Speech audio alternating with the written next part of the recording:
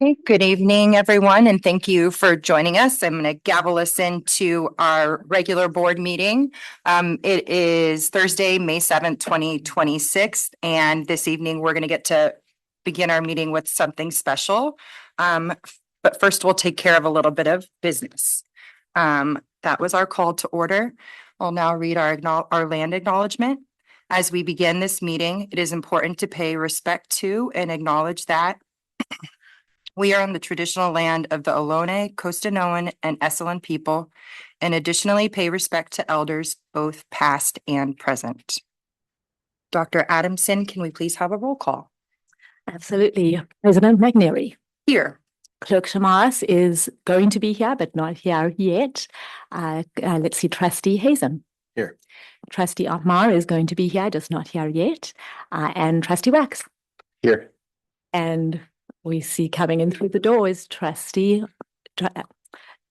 Shamas. Yes, Clerk Shamas, thank you. And can you please indicate for the purposes of the microphone that you are present, Clerk Shamas? Thank you. Okay. With that, we have 4 trustees present. Thank you all for being here.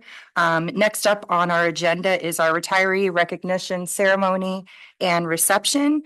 And Dr. Adamson will be leading us through this.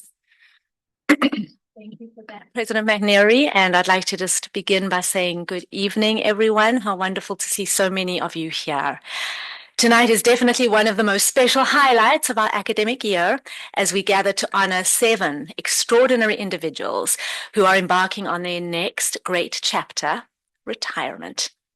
To the family members, to friends and colleagues who have joined us this evening, I wanted to say thank you for being here to help us celebrate the people behind these titles.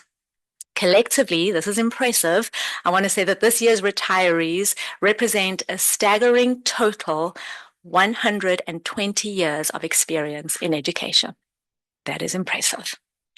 In crafting what I'm going to be sharing with each of you tonight about each of the individual retirees, I want to express my gratitude to our principals for their thoughtful insights and to the retirees themselves for responding to a variety of fun questions that I sent them just 2 days ago.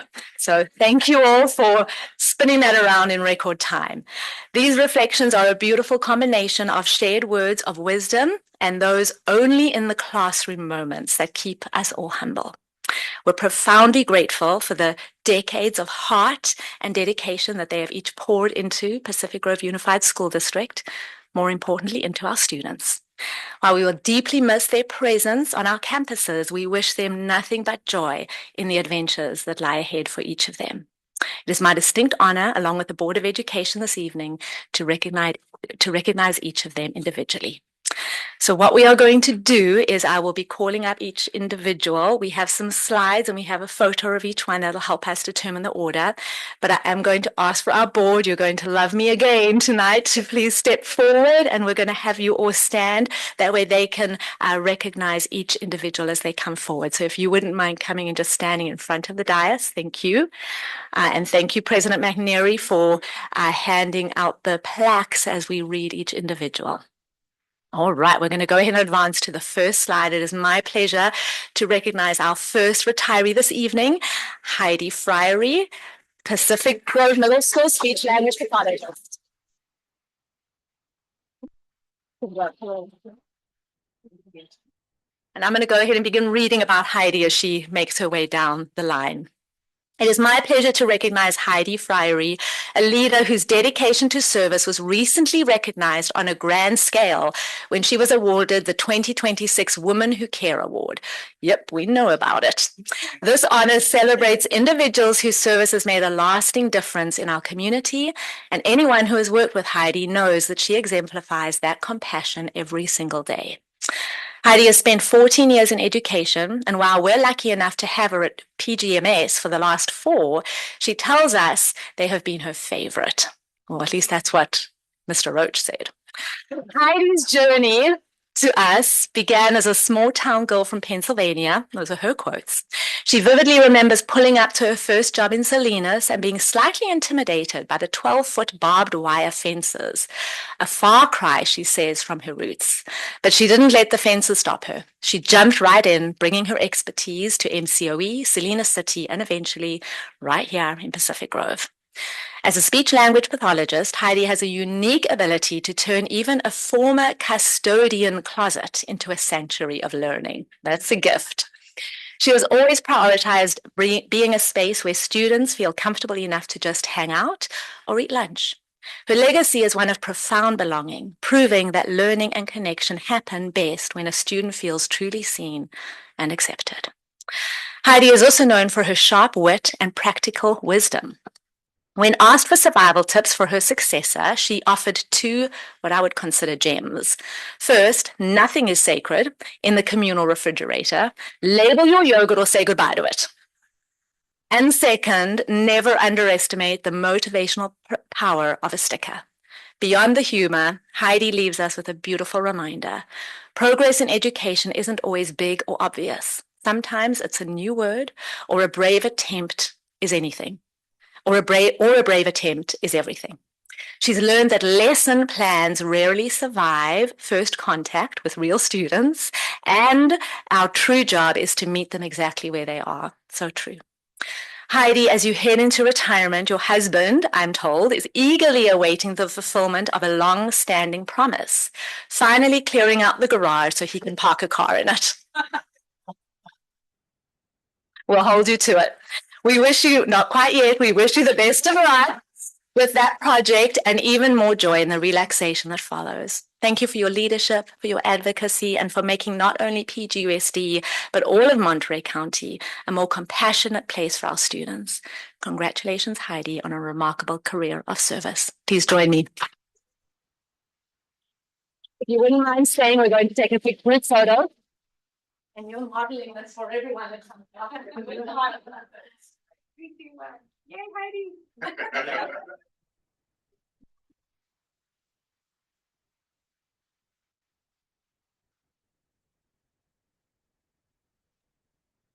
All right. Well, it's my pleasure to recognize our next retiree. If she would please come up to the front to be congratulated, Tracy Ruse. Congratulations.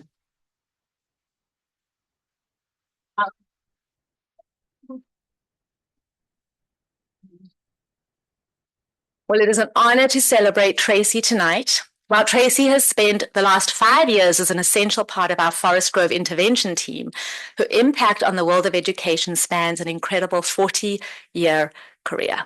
Wow. Tracy's journey is a testament to the diverse life of an educator. She has been a preschool teacher, a Title I coordinator, an ESL teacher for both adults and foreign exchange students, and even a camp counselor at the Los Angeles Zoo. But Tracy will tell you that of all of those roles, being a classroom teacher was the most rewarding, although I'm sure the zoo animals gave the students some stiff competitions for her affection. At Forest Grove, Tracy has poured her soul into our elementary students. She was an integral part of the team that led to Forest Grove being recognized for closing the achievement gap. But for Tracy, the real gold medal moment isn't a plaque. It's seeing a student graduate out of intervention because they've reached grade level. She thrives on seeing that spark of pride when a child realizes they are a reader. What defines Tracy is the environment of belonging that she creates. Every year, she builds a famous college wall filled with photos of her students. It is so beloved, I am told, that our current fifth graders were already asking how they could make sure they got to be included. That's directly from Principal Arbroon. She turns her classroom into a sanctuary, so much so that when students heard that she was retiring, the first concern was, who will take care of Mrs. Ruse's plants? In typical Tracy fashion, she already has a plan, purchasing a watering bucket so the students could take ownership of that legacy. Tracy's career has come full circle in a beautiful way. She began her teaching journey in downtown Los Angeles in a school of cement and locked gates. She never imagined, she tells me, ending her career in a forest with a view of the ocean. Yet in both places, the constant was Tracy, her belief that we must never give up when things get difficult. So true, that should be on a plaque. To the person stepping into her role next year, Tracy offers this survival tip. Be flexible and don't be afraid to ask questions. So true. Tracy, as you head into this second retirement, I'm told to reclaim your garden, travel with your husband, and finally sleep in that extra hour, know that you've left Forest Grove better than you found it. We will miss your book recommendations, your expertise, and your heart. Congratulations on 40 years of dedication.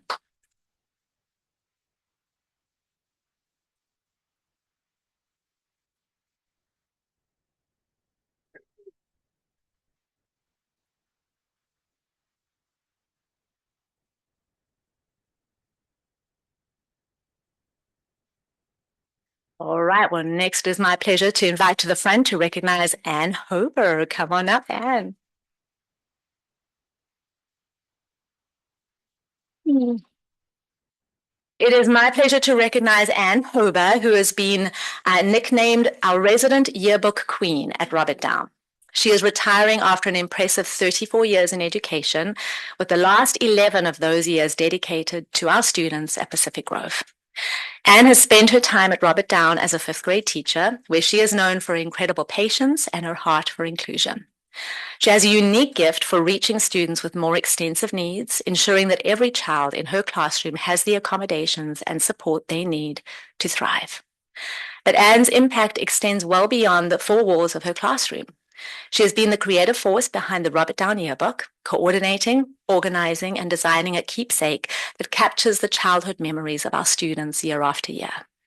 She also famously opened her classroom weekly for the Crochet Club, sharing her passion for the craft and creating a space where students could connect and create. When Anne looks back on her North Star in this profession, she remembers her own sixth grade teacher, Mrs. Carlson. That inspiration carried her through a career that spanned kindergarten, first, second, fourth, and fifth grades. While she admits the kindergarten was magical and she loved singing with her students, she has officially declared that fifth grade is her best. Like any veteran teacher, Anne has been kept humble by her students. She shared that she knew she had reached a new stage in her career when students stopped calling her mom by accident and started calling her grandma. However, the true measure of her influence came recently when a former kindergarten student wrote her a letter from grad school, crediting Anne for her success in creative writing. That is the kind of legacy that Anne leaves behind, one that begins with a song in kindergarten and ends with a master's degree. Outside of the classroom, Anne's greatest pride is raising three amazing young men while working full-time. As she moves into this next chapter, her survival tips for those following in her footsteps are simple but powerful. Trust in yourself and don't let anyone make you feel you aren't good enough. And your first Monday of retirement will be filled with dogs, books, and crochet hooks, I am told. We wish you the very best as you prepare to walk a portion of the Camino de Santiago in Spain and travel to Portugal, Kauai, and Disney World. We'll all be traveling with you in spirit. Thank you for your humor, for your patience, and for teaching us all, including how to tackle those tricky fractions. Congratulations, Anne, on 34 wonderful years.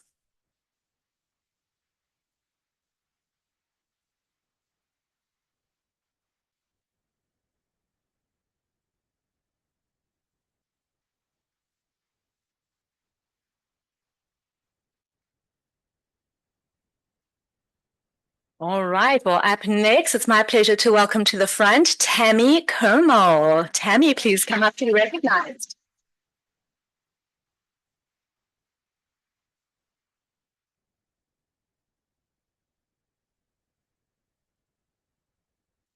Our next retiree is for someone who has served as the calm in the center of many storms across our district. Tammy has spent the last 12 years serving both Robert Down and Pacific Grove Middle School with a special blend of medical expertise and motherly care. Tammy's first 2 weeks on the job back in 2012 set the tone for her entire career, I am told. Before she had even finished learning the computer systems, she witnessed a major traffic accident on Sunset Drive. Without a second thought, she ran to the scene, managed the trauma, kept the parents calm, and coordinated with EMS for a life-saving helicopter transport. As Tammy puts it, after that, I knew I could handle anything thrown at me in this position. Yes, indeed. And handle it she did. From science lab emergencies, where even the adults were shaking, to the grueling days of the pandemic. Tammy has been a rock. She credits much of her growth to her mentor, Katrina Powley, and the partnership they shared during community immunization clinics and the long months of COVID testing. Oh my, Tammy, that brings us all back. Within the Monarch Club, Tammy is described as a compassionate, nurturing, and incredibly dedicated, sometimes working through her own illnesses just to ensure her kids were cared for. But Tammy's true gift isn't just bandaging a skinned knee, it's her ability to be an investigator of the heart. She knows that when a student says, "My stomach hurts," the real cause might be stress, a missed breakfast, or a looming test. She listens until she finds the truth. Tammy, you mentioned a student who struggled in middle school, but eventually returned to you as a student teacher. When you hugged her, she told you you never gave up on her. That truly is your legacy. You never gave up on a single child who walked into your office. You helped them discover their value and reminded them that they were cared for. And that's everything.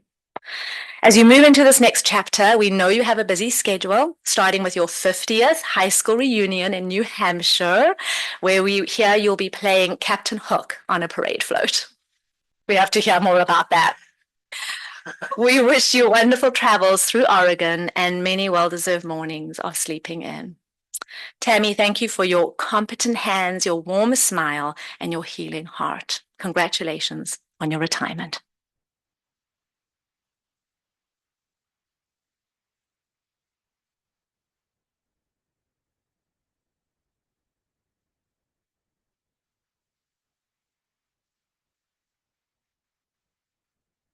Mm. Oh. Unfortunately, Michelle is not able to be with us this evening, but we wanted to, definitely make sure we included her in our slideshow. We will be sure that she receives her plaque and everything that has been written about her in her absence. So let's give her a round of applause to recognize her. All right, and we are moving on next to Mr. Jeff Gray. If you would please come up to the front.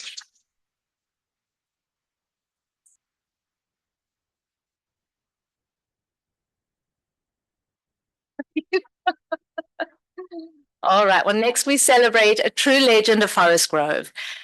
Jeff is retiring after an incredible 36-year career in education, with 35 of those years dedicated entirely to the students of Pacific Grove. It's impossible to measure the impact of nearly 4 decades of service. Jeff hasn't just taught a subject, he has become the very heart of the Forest Grove campus. For generations of children, PE with Mr. Gray was the undisputed highlight of the week. As one former student perfectly put it, you knew it was a good day when you had Mr. Gray PE time. Whether he was on the 3rd level at the track or on the high school sidelines, Jeff brought a calm, grounding presence that made everyone around him feel steady. Jeff's career began with a few what he refers to as rookie nerves. He still remembers the intimidating sight of those high school students sitting at their desks, waiting for his instructions. Since then, he has worn many hats, teaching math, history, and driver's ed before finding his perfect time and perfect place, those are his exact words, in PG, where he spent years as the head varsity baseball coach, but we especially want to recognize his role as our head varsity football coach for these last few years. It was a role he truly cherished, one where he was able to pour his lifelong love for coaching and teaching into our student athletes, mentoring them with the same heart he showed on the elementary playground. When asked what he learned from 36 years with students, Jeff shared a profound truth. Deep down inside, every student is a good kid or wants to be a good kid, even if they don't always necessarily show it. That belief is exactly why he was able to connect with so many. Jeff is also famous for the joy that he brought to the staff, especially his legendary Halloween costumes. To the person stepping inside his whistle and sneakers next time, he offers this veteran advice. Take charge, be organized, and make the kids believe that what they are doing is important and fun. Jeff, you attended these very schools before teaching them, creating a full circle legacy that few can match. As you head off to your first Monday of retirement, we know there's a lot of travel on the horizon, starting with the Caribbean side of Mexico. Thank you for the decades of consistency, the heart you poured into football, and your unwavering belief in our kids. Congratulations, Jeff, on a legendary career. Go Breakers.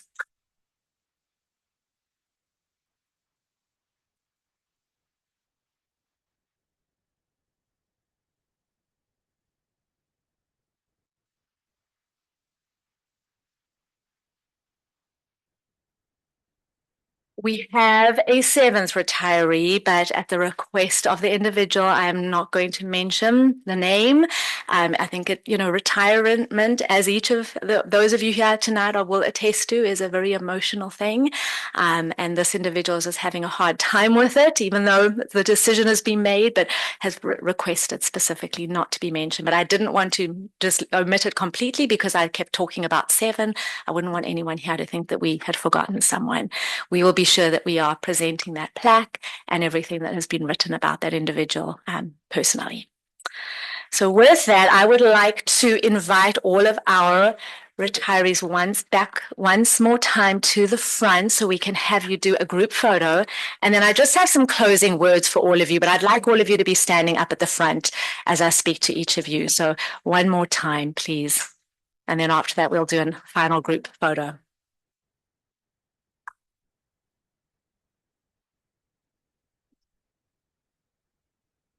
All right, well, as we conclude these recognitions, I'd like to ask each of our retirees to take a moment and look around this room. Around you are the colleagues you've mentored, the families you've supported, and the community each of you has helped build. While each of your paths has been unique, from the strategy of the football sidelines and the quiet focus of a speech room to the essential care of the health office and the bustling energy of a classroom, the common thread in each of your commitment to the children of Pacific Grove is that you have that deep, embedded, unwavering commitment and dedication. You have given this district your time, your expertise, and quite literally, your hearts. There's a beautiful quote by Henry Adams that says, "An educator affects eternity. He can never tell where that influence stops."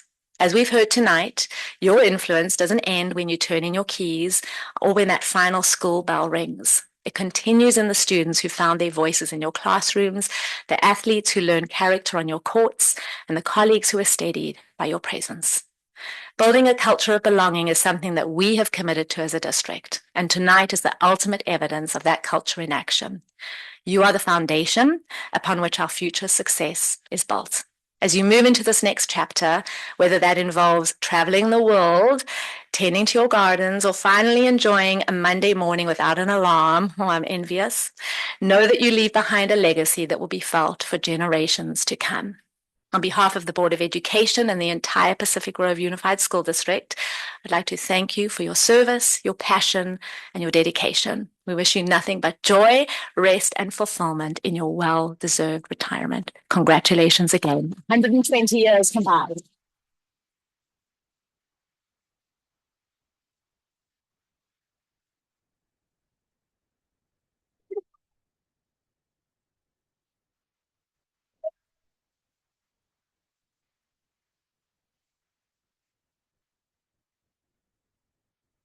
Well, at this time, I would like to invite everyone to remain. You're welcome, family and friends, to take photos here, but we have a wonderful reception that our incredible Human Resources Department has put together for us.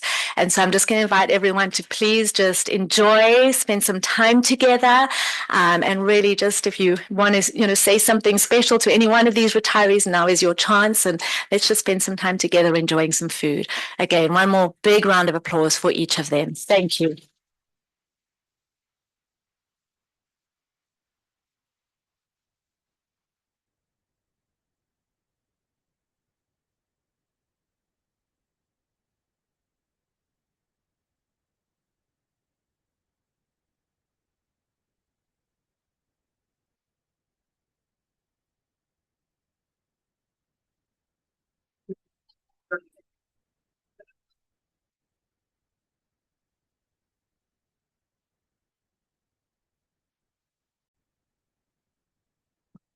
Okay, it's 5:30 and we are returning after our we are returning to open session momentarily after our retiree recognition ceremony and reception.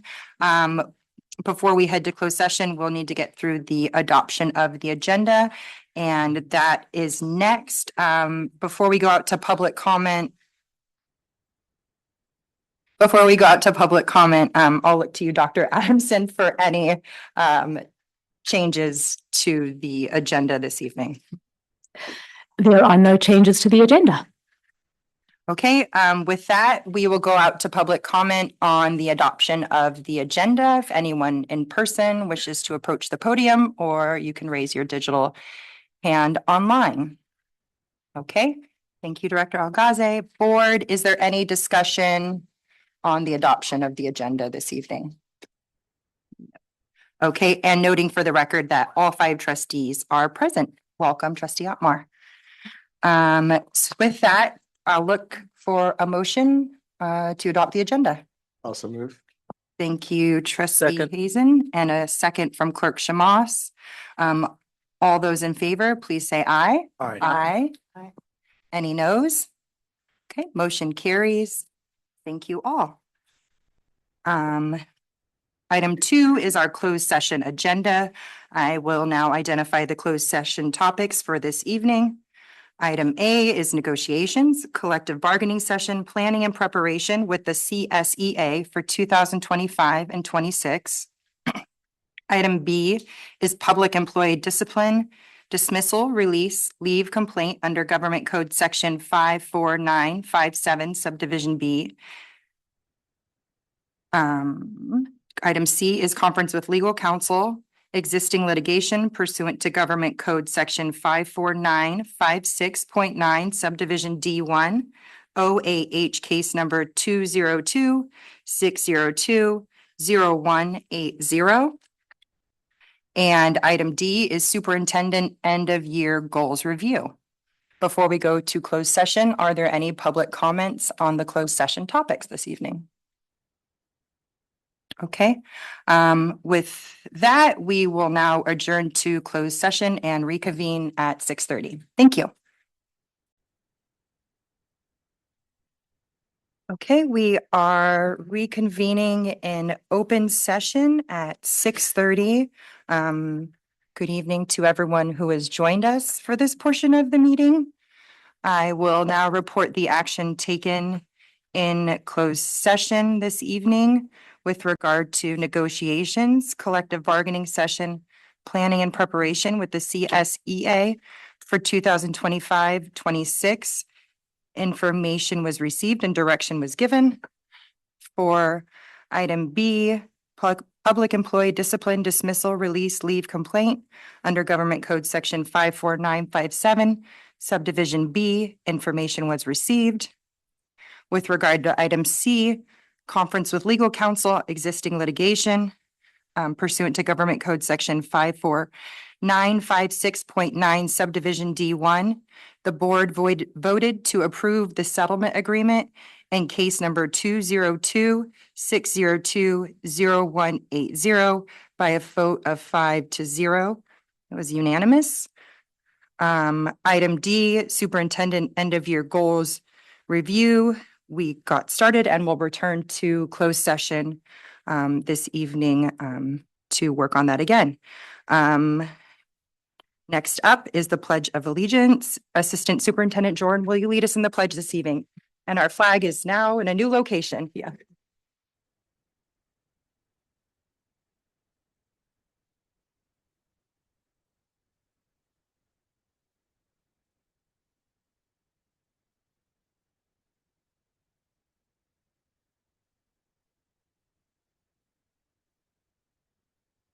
Thank you.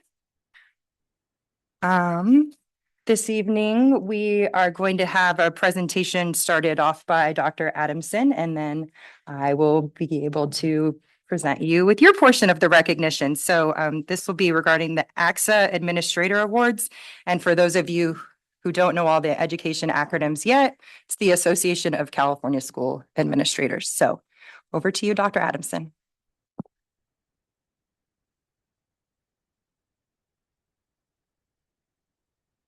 To celebrate two very special administrators this evening, individuals that I like to call the leaders behind the learning. Each year, the Association of California School Administrators, otherwise known as ACSA, the largest organization for school leaders in the nation, seeks to honor those who demonstrate extraordinary leadership, innovation, and a relentless commitment to student success. What makes these awards so deeply meaningful is the selection process. Administrators do not apply for these honors. Instead, they are nominated and selected by their peers across Region 10, which encompasses Monterey, San Benito, and Santa Cruz counties.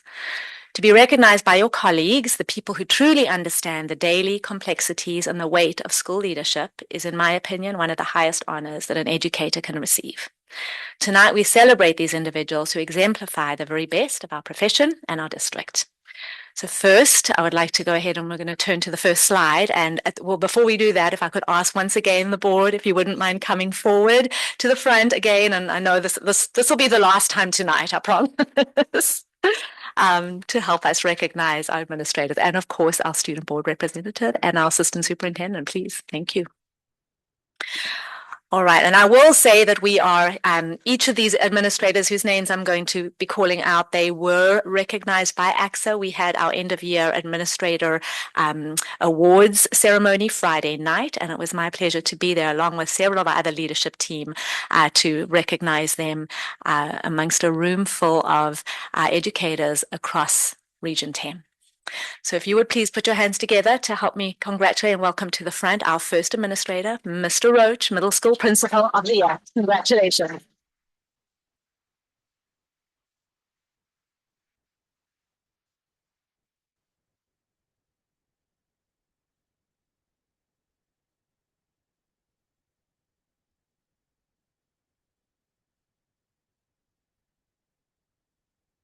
While he's shaking hands, I will go ahead and talk a little bit about Mr. Roach. These are the scripts that were read out loud for each of them Friday night, so I'm going to be reading them out for all of us to hear. For the past 11 years, Principal Roach has been the steady, visionary force behind the sustained excellence of Pacific Grove Middle School. A true thought leader, Sean has transformed his campus into a model of data-driven instruction and universal design for learning. Earning the prestigious back-to-back California Distinguished School Honor, we've learned this is the only middle school in Monterey County to achieve this milestone. But Sean knows that academic data tells only part of the story. He has placed an equally heavy importance on the social and emotional well-being of every student, building a culture of profound care through trauma-informed practices and inclusive environments where every student feels truly seen. The consistent success of his students year after year is direct evidence of this balanced approach.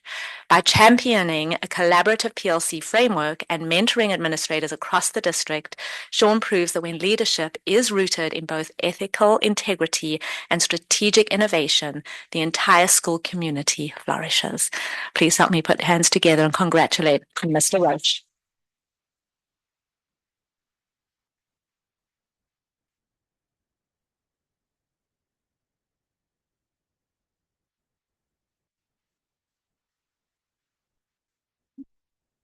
All right, and then our second administrator of the year, being nominated as the Adult Education Administrator, Mrs. Barbara Martinez. Come on.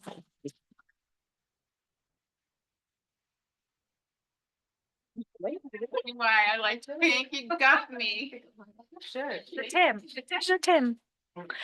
All right, this is the script that was read out loud for Principal Martinez on Friday night. For the past 12 years, Barbara has transformed Pacific Grove Adult Education into a vibrant hub of possibility and inclusion. From launching innovative programs for adults with disabilities and building on-site childcare to establishing robust career pathways, her work proves that education changes not just individuals, but entire families. A mentor at heart and a bridge builder by nature, I love that, Barbara leads with profound humility, ensuring that every student who walks through her doors feels valued, respected, and empowered to reach their highest potential. The tremendous growth of our adult education program under her leadership is a true testament to her vision and her work ethic.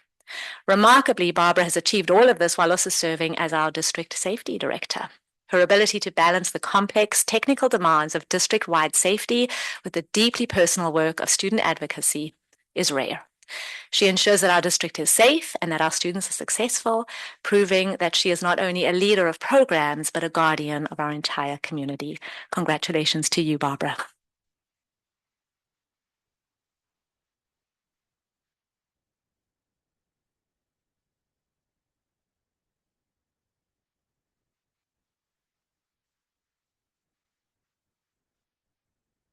Okay.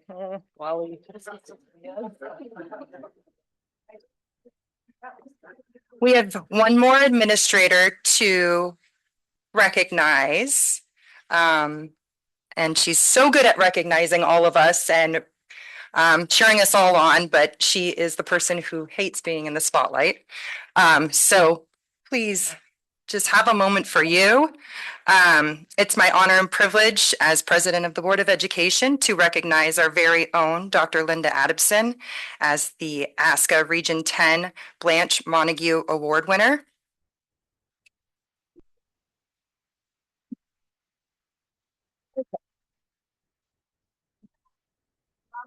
Named in honor of a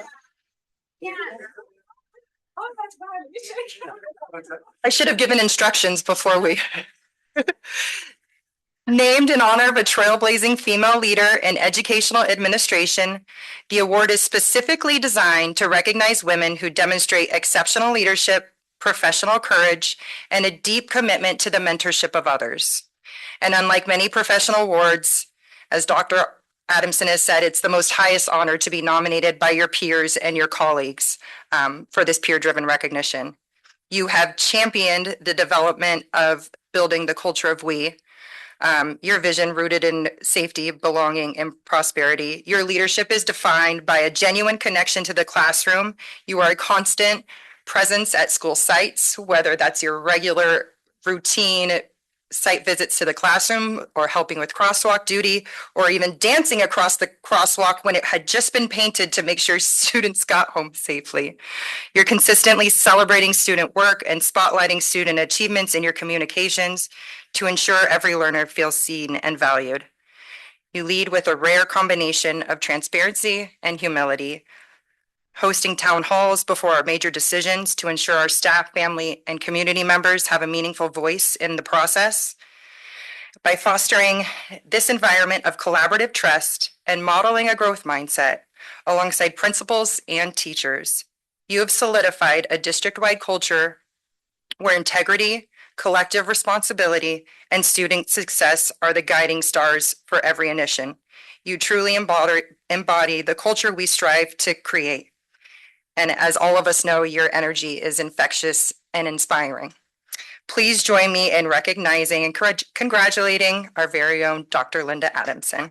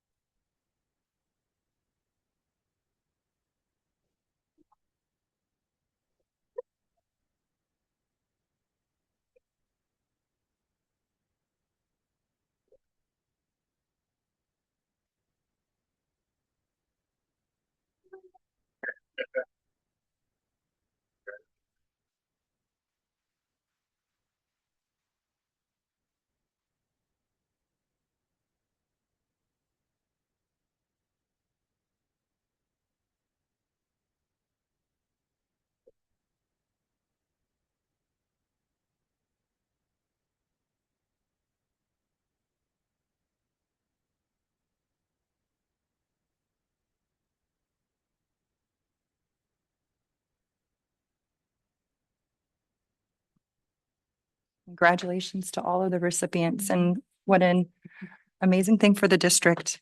Thank you all for your work. And Dr. Adamson for allowing us to recognize you as well. Item 4, back to our agenda, is our communications portion. And this evening, we will begin with item A, our student representative comments from Pacific Grove High School.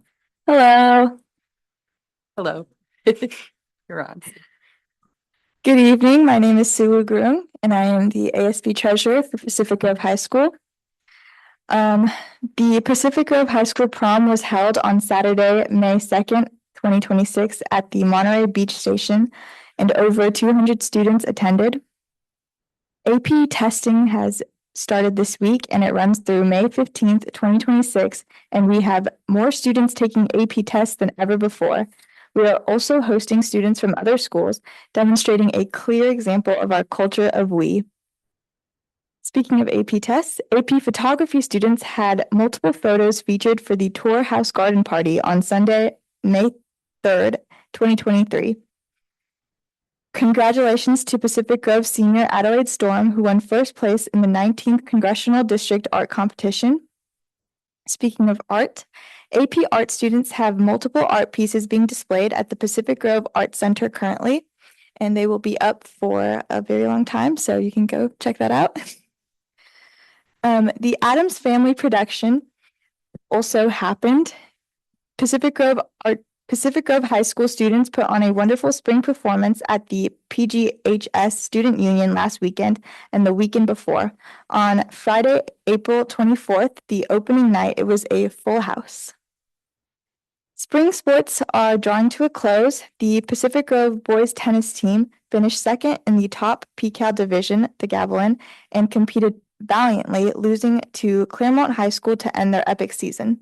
Special congratulations to senior Connor O'Brien winning the PCAL Individual Tennis Championships. For the community high school, congratulations to the students and staff of the community high school. A group of community high school staff traveled to Burbank, California and attended the annual California Continuation Education Association conference to officially receive the award.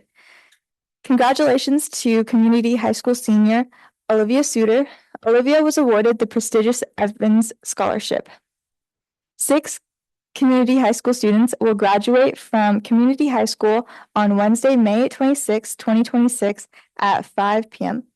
And thank you to Me Earth, our educational partnership continues to grow and our beautiful garden is living proof of that. And that concludes my reports. Thank you for your report. Lots going on at the end of the year and definitely can see the high school air has the AP testing vibe going around, like students, you could feel that. Yeah. So keep up the good work and finish strong. Thank you for your report. Item B on our agenda is board member comments and written communications. I can go ahead and read off the written communications I've received since our last regular meeting. And if other board members would like to add any, we can do that after. I received, it's actually a really beautiful email from a parent. That was the title of the email, which was a really nice perspective on a parent's experience in the district. An invitation to the high school musical, a parcel tax question email, an invitation to an expert panel on phone-free schools, a follow-up to an animal incident at Forest Grove, an invitation from Principal O'Meara to the Principal's Advisory Council, and a really cool note highlight from Ms. Serpa that Forest Grove kiddos picked up 6 pounds of trash at the high school track today, getting ready for promotion. So if anybody has others, Trustee Wax. Wasn't there an email from Mr. Bryce about our award-winning administrator? Goodness. Yeah. Thank you. I don't know how I overlooked it. I should have read that as the presentation for you this evening. It was a beautiful email. Very sweet. Go ahead, Trustee Wax. Will no one explain the Music Man in those photos?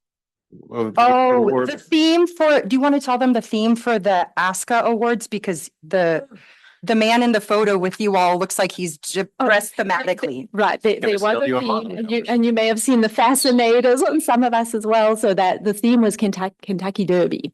So that was, they had some fun with it, yes. Obviously. I think it's a seersucker suit that he's wearing, yes. Okay, that's it. But congratulations to everyone. And also, real quick, there was a lovely retirement ceremony before, and Dr. Adamson's words were beautiful, and it's just great to see how many people have impacted the community. Like, I don't know all the teachers, but your kind of biographical sketches of them is just very worthwhile and makes me think about all the teachers and staff that I grew up with. And I'm glad that people in our district are continuing that tradition. So thanks. So, we'll go back for a moment to written communications if there are any additional emails or from the board. Okay. Seeing none, Trustee Otmar, would you like to go next with board comments if you've got any? So I was able to go to the good old days and saw the booth that was attended for PGUSD by Chief Rogaman and by Director Silveira. It was very awesome. My boys recognized them first, so that was fun too.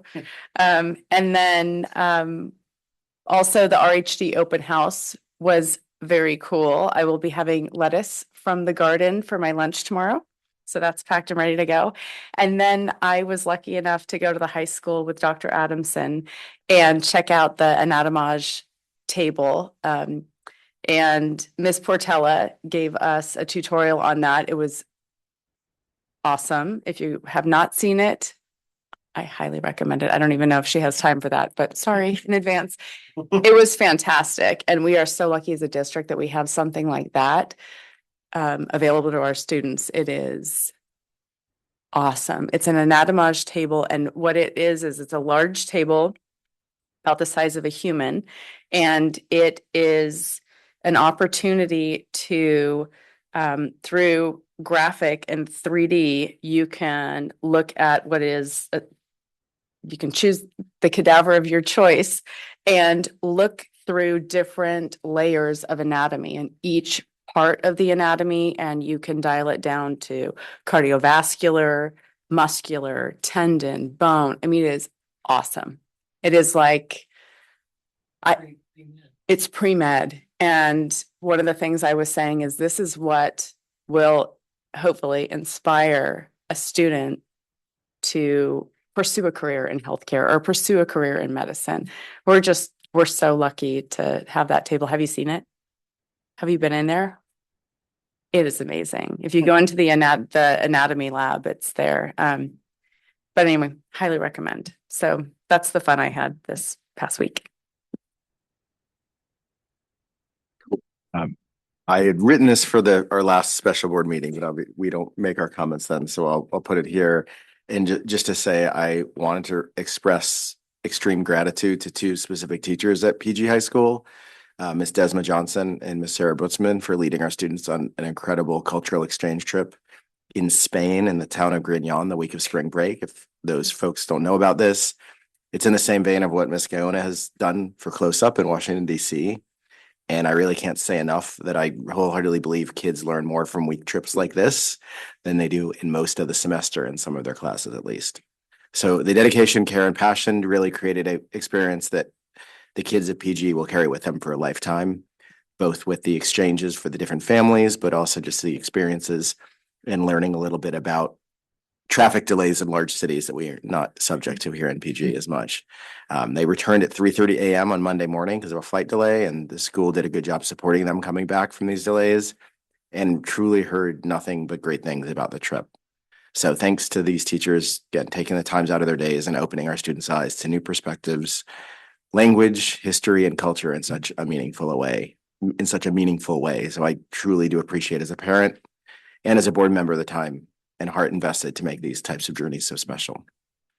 One last just quick note, also on the positive side, I was at PG High School last night, the track, and got to see the city running the youth soccer clinic at PG High with parents walking the track, chatting, getting exercise, and it just really was a great example of our joint use agreement being put to good use. So thanks for the effort to do that. This is something I had hoped for when my kids were small, so I'm glad it's happening now with our excellent fields. So I'll pass it on to Trustee Clerk Schmoss. Shamas? Just congratulations to our award winners.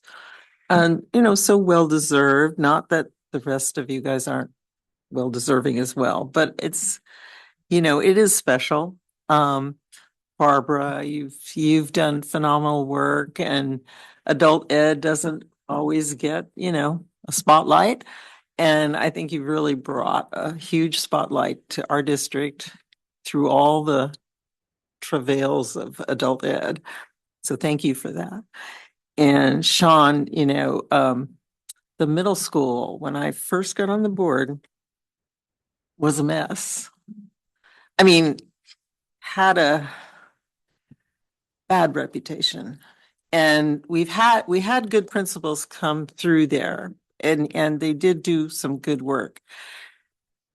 And I know you built on that, but when I think about like we actually had a headline in the Herald on something horrible that happened here, and to what it is now, you know, 2 years in a row of distinguishment, 3 years, sorry.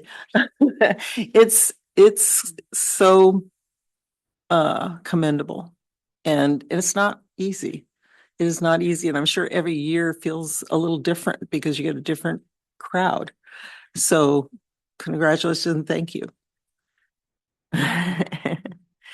And then Linda, you know, I don't know. I mean, I'm talking to staff here mainly, and they probably do have an idea of how hard a job it is to be a superintendent. But I'm just going to say it. It's a hard, hard job. And you're stuck between being a boss over these people, but then you are the employee of these people. So you're in this strange situation that you have to navigate. And it requires a lot of finesse and patience and, you know, a personality that you exhibit, and you do it so well.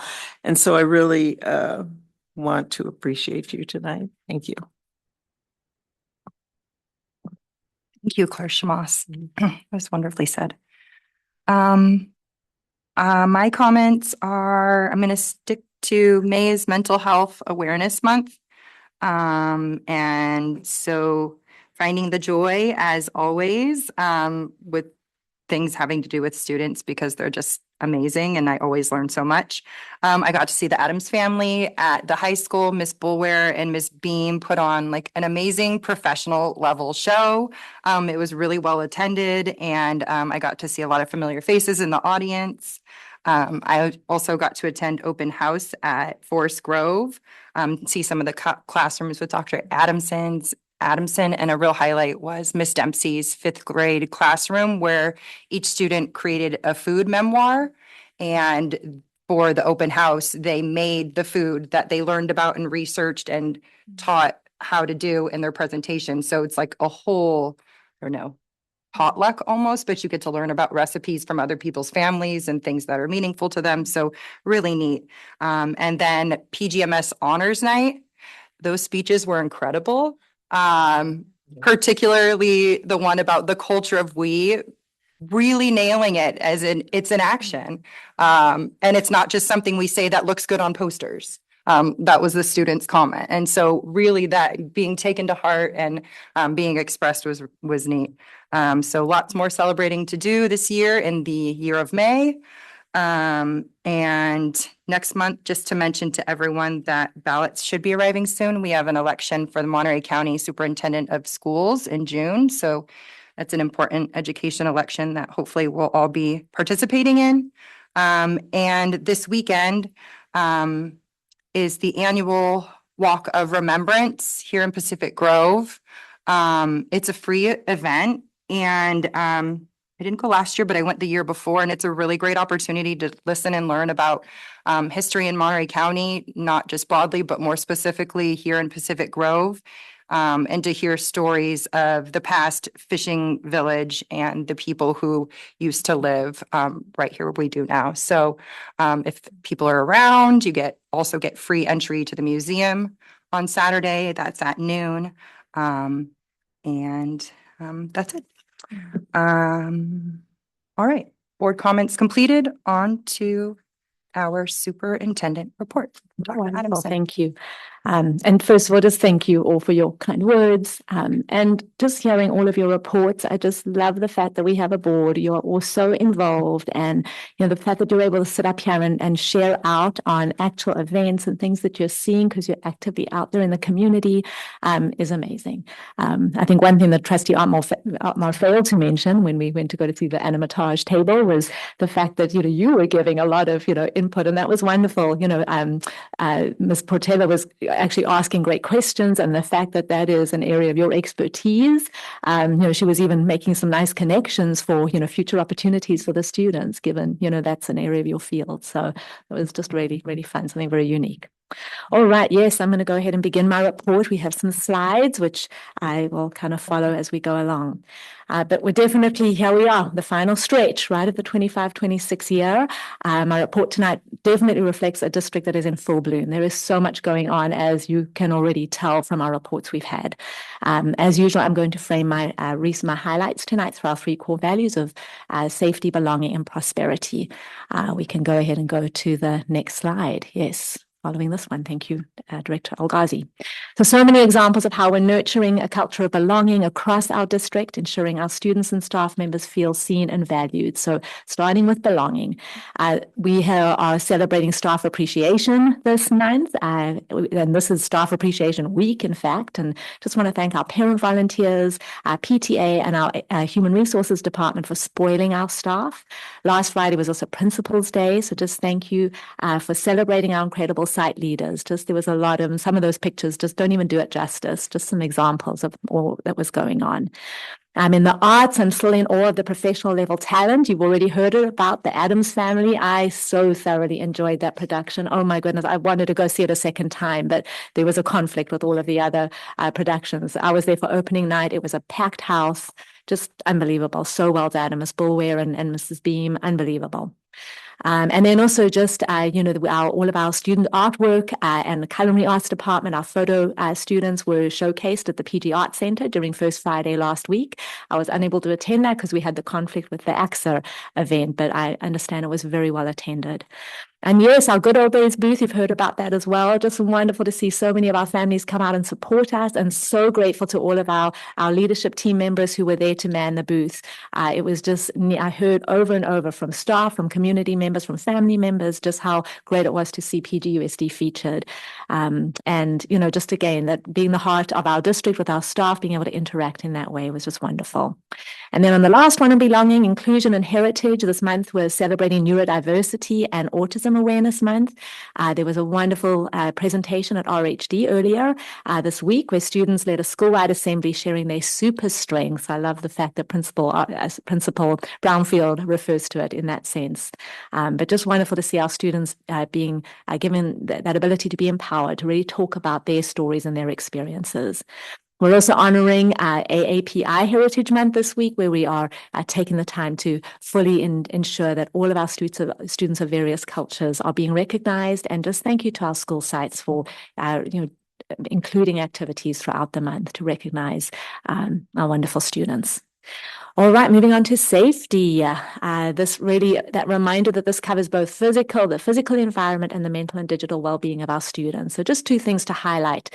We had our last week, President McNeary and I met with our joint city subcommittee using our new structure where we are meeting twice a week with the mayor and city staff, twice a year, sorry, thank you. That would be a lot, twice a week. And really just, I think what that meeting, showcased was our continuing partnership in building our recreational offerings and programs for students. There's a list that they present each time we come together, and it's just impressive to see, how that continues to grow and expand. We were able to talk a little bit about the pilot layout in front of Robert Down, and thank you to Principal Brownfield for attending to give some really important feedback. And all of that to ensure a more efficient drop-off and safe, pickup experience for our families. We'll be holding our next joint meeting in the fall, but we are also scheduled to meet quarterly, and our next staff meeting with the city is scheduled for the end of this month. As far as digital and mental health, we're very grateful to Screen Sense for their presentation, and thank you to Pacific Grove Middle School and RHD for hosting these engaging talks that was very decently attended at both of those evenings last week, and we were grateful for all of you who came out and were able to ask questions.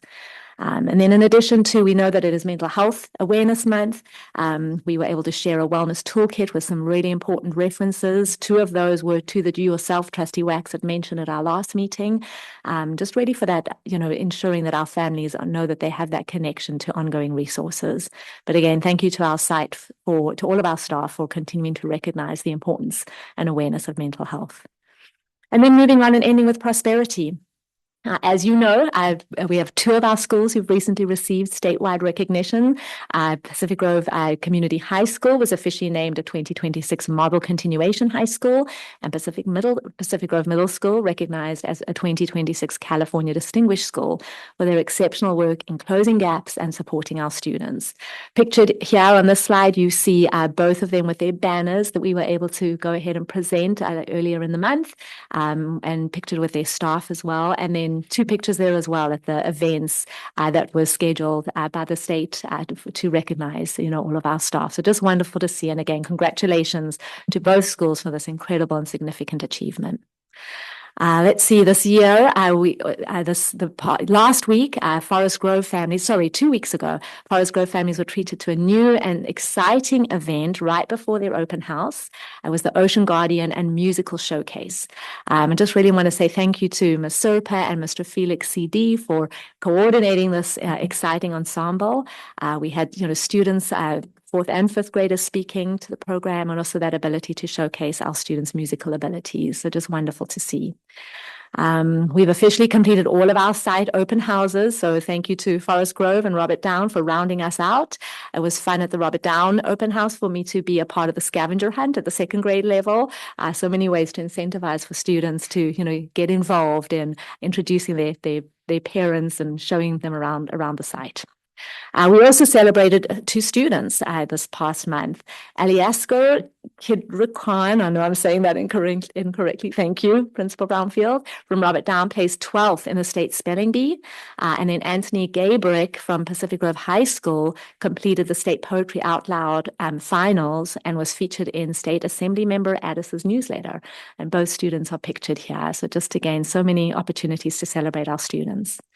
In the area of Adult Education Week, I was inspired to see the powerful stories of all of our adult education students, but particularly our ESL and immigration students that Principal Martinez highlighted recently to celebrate Adult Education Week last month. Special thanks in order as well. You see pictured here Assistant Principal Kristen Arps for representing us at the state capitol for Legislation Action Day. We also have congratulations, and we'll be officially recognizing her at the May 21st meeting, but to Narges Okavi at Robert Down for receiving the CSEA Golden Bear Award. And we'll look forward to talking a little bit more about that, but it is a very significant award, and just wanted to acknowledge that. And then finally, PGMS 8th grade honors night. They kicked off our season of promotions and awards, and it was just so well attended and so well led. Definitely I was impressed by our MC, Kaya Greening, and then our 3 student speakers who President McNeary also spoke about, Ben Roth, Ellie Gaudet, and Lulu Orozco. Just inspiring words and so articulate. I wish I could have had an 8th of that courage and confidence at that age. But, I loved hearing from them. And then really just the highlight for me at these events as well is Mrs. Torres's co-written poem by the 8th graders where, she shares, what they themselves have put together. And there's just this component of it, that she always ends the poem with, where students are destined to rise like the tide, and just love hearing that. So yes, please, so much more to come. I hope all of you will be out there. I look forward to seeing you all as we continue to celebrate our students' incredible achievements at our graduations, promotions, and award ceremonies. With that, back to you, President McNeary. Thank you, Dr. Adamson. Assistant Superintendent Jorn, thank you for your report. Is there a safety report this evening? No, I have no update tonight, but just to let everyone know that the June 4th meeting, the district's going to be bringing forward a full district safety assessment audit covering the past 4 years since our comprehensive safety report that we did with our consultant. So that's on the horizon for us. Awesome. Okay, June 4th. Thank you. Item 5 on our agenda is individuals desiring to address the board. We will hear public comment on any item of interest to the public that's within the board's jurisdiction. And we will also take public comment prior to any action on each specific board agenda item. Anyone wishing to address the board has up to 3 minutes per speaker. And please know that this is a meeting of the Board of Education. That is a business meeting of the board conducted in public, and the Brown Act limits the board's ability to respond to public comment. We will begin with community members wishing to address the board on non-agenda items. If you're here in person, you can come up to the podium, or online, please raise your digital hand. Okay. Well, you have one commenter online. Can I have a name if you have one? Hi, it's Kylene Verso. Oh, okay. Go ahead, Kylene. Hi, I'm Kylene Verso, and my son is in his first year at the Independent Pathways program. And I just wanted to say how much we appreciate that program and how amazing it is. And my son just really enjoys it. So I know it's Teacher Appreciation Week. So I just wanted to send appreciation to the teachers at the Independent Pathways program and to Barbara for being such a great advocate for the individuals in that program. So I just wanted to send out some appreciation to that program and just thank everybody for having it within the district. It's just been wonderful. Thank you for your comments. Is there anyone else wishing to address the board on items not on the agenda this evening? Okay, we will then move on to PGUSD staff comments on non-agenda items. Are there any staff members wishing to address the board on non-agenda items? Okay, it's a quiet room this evening.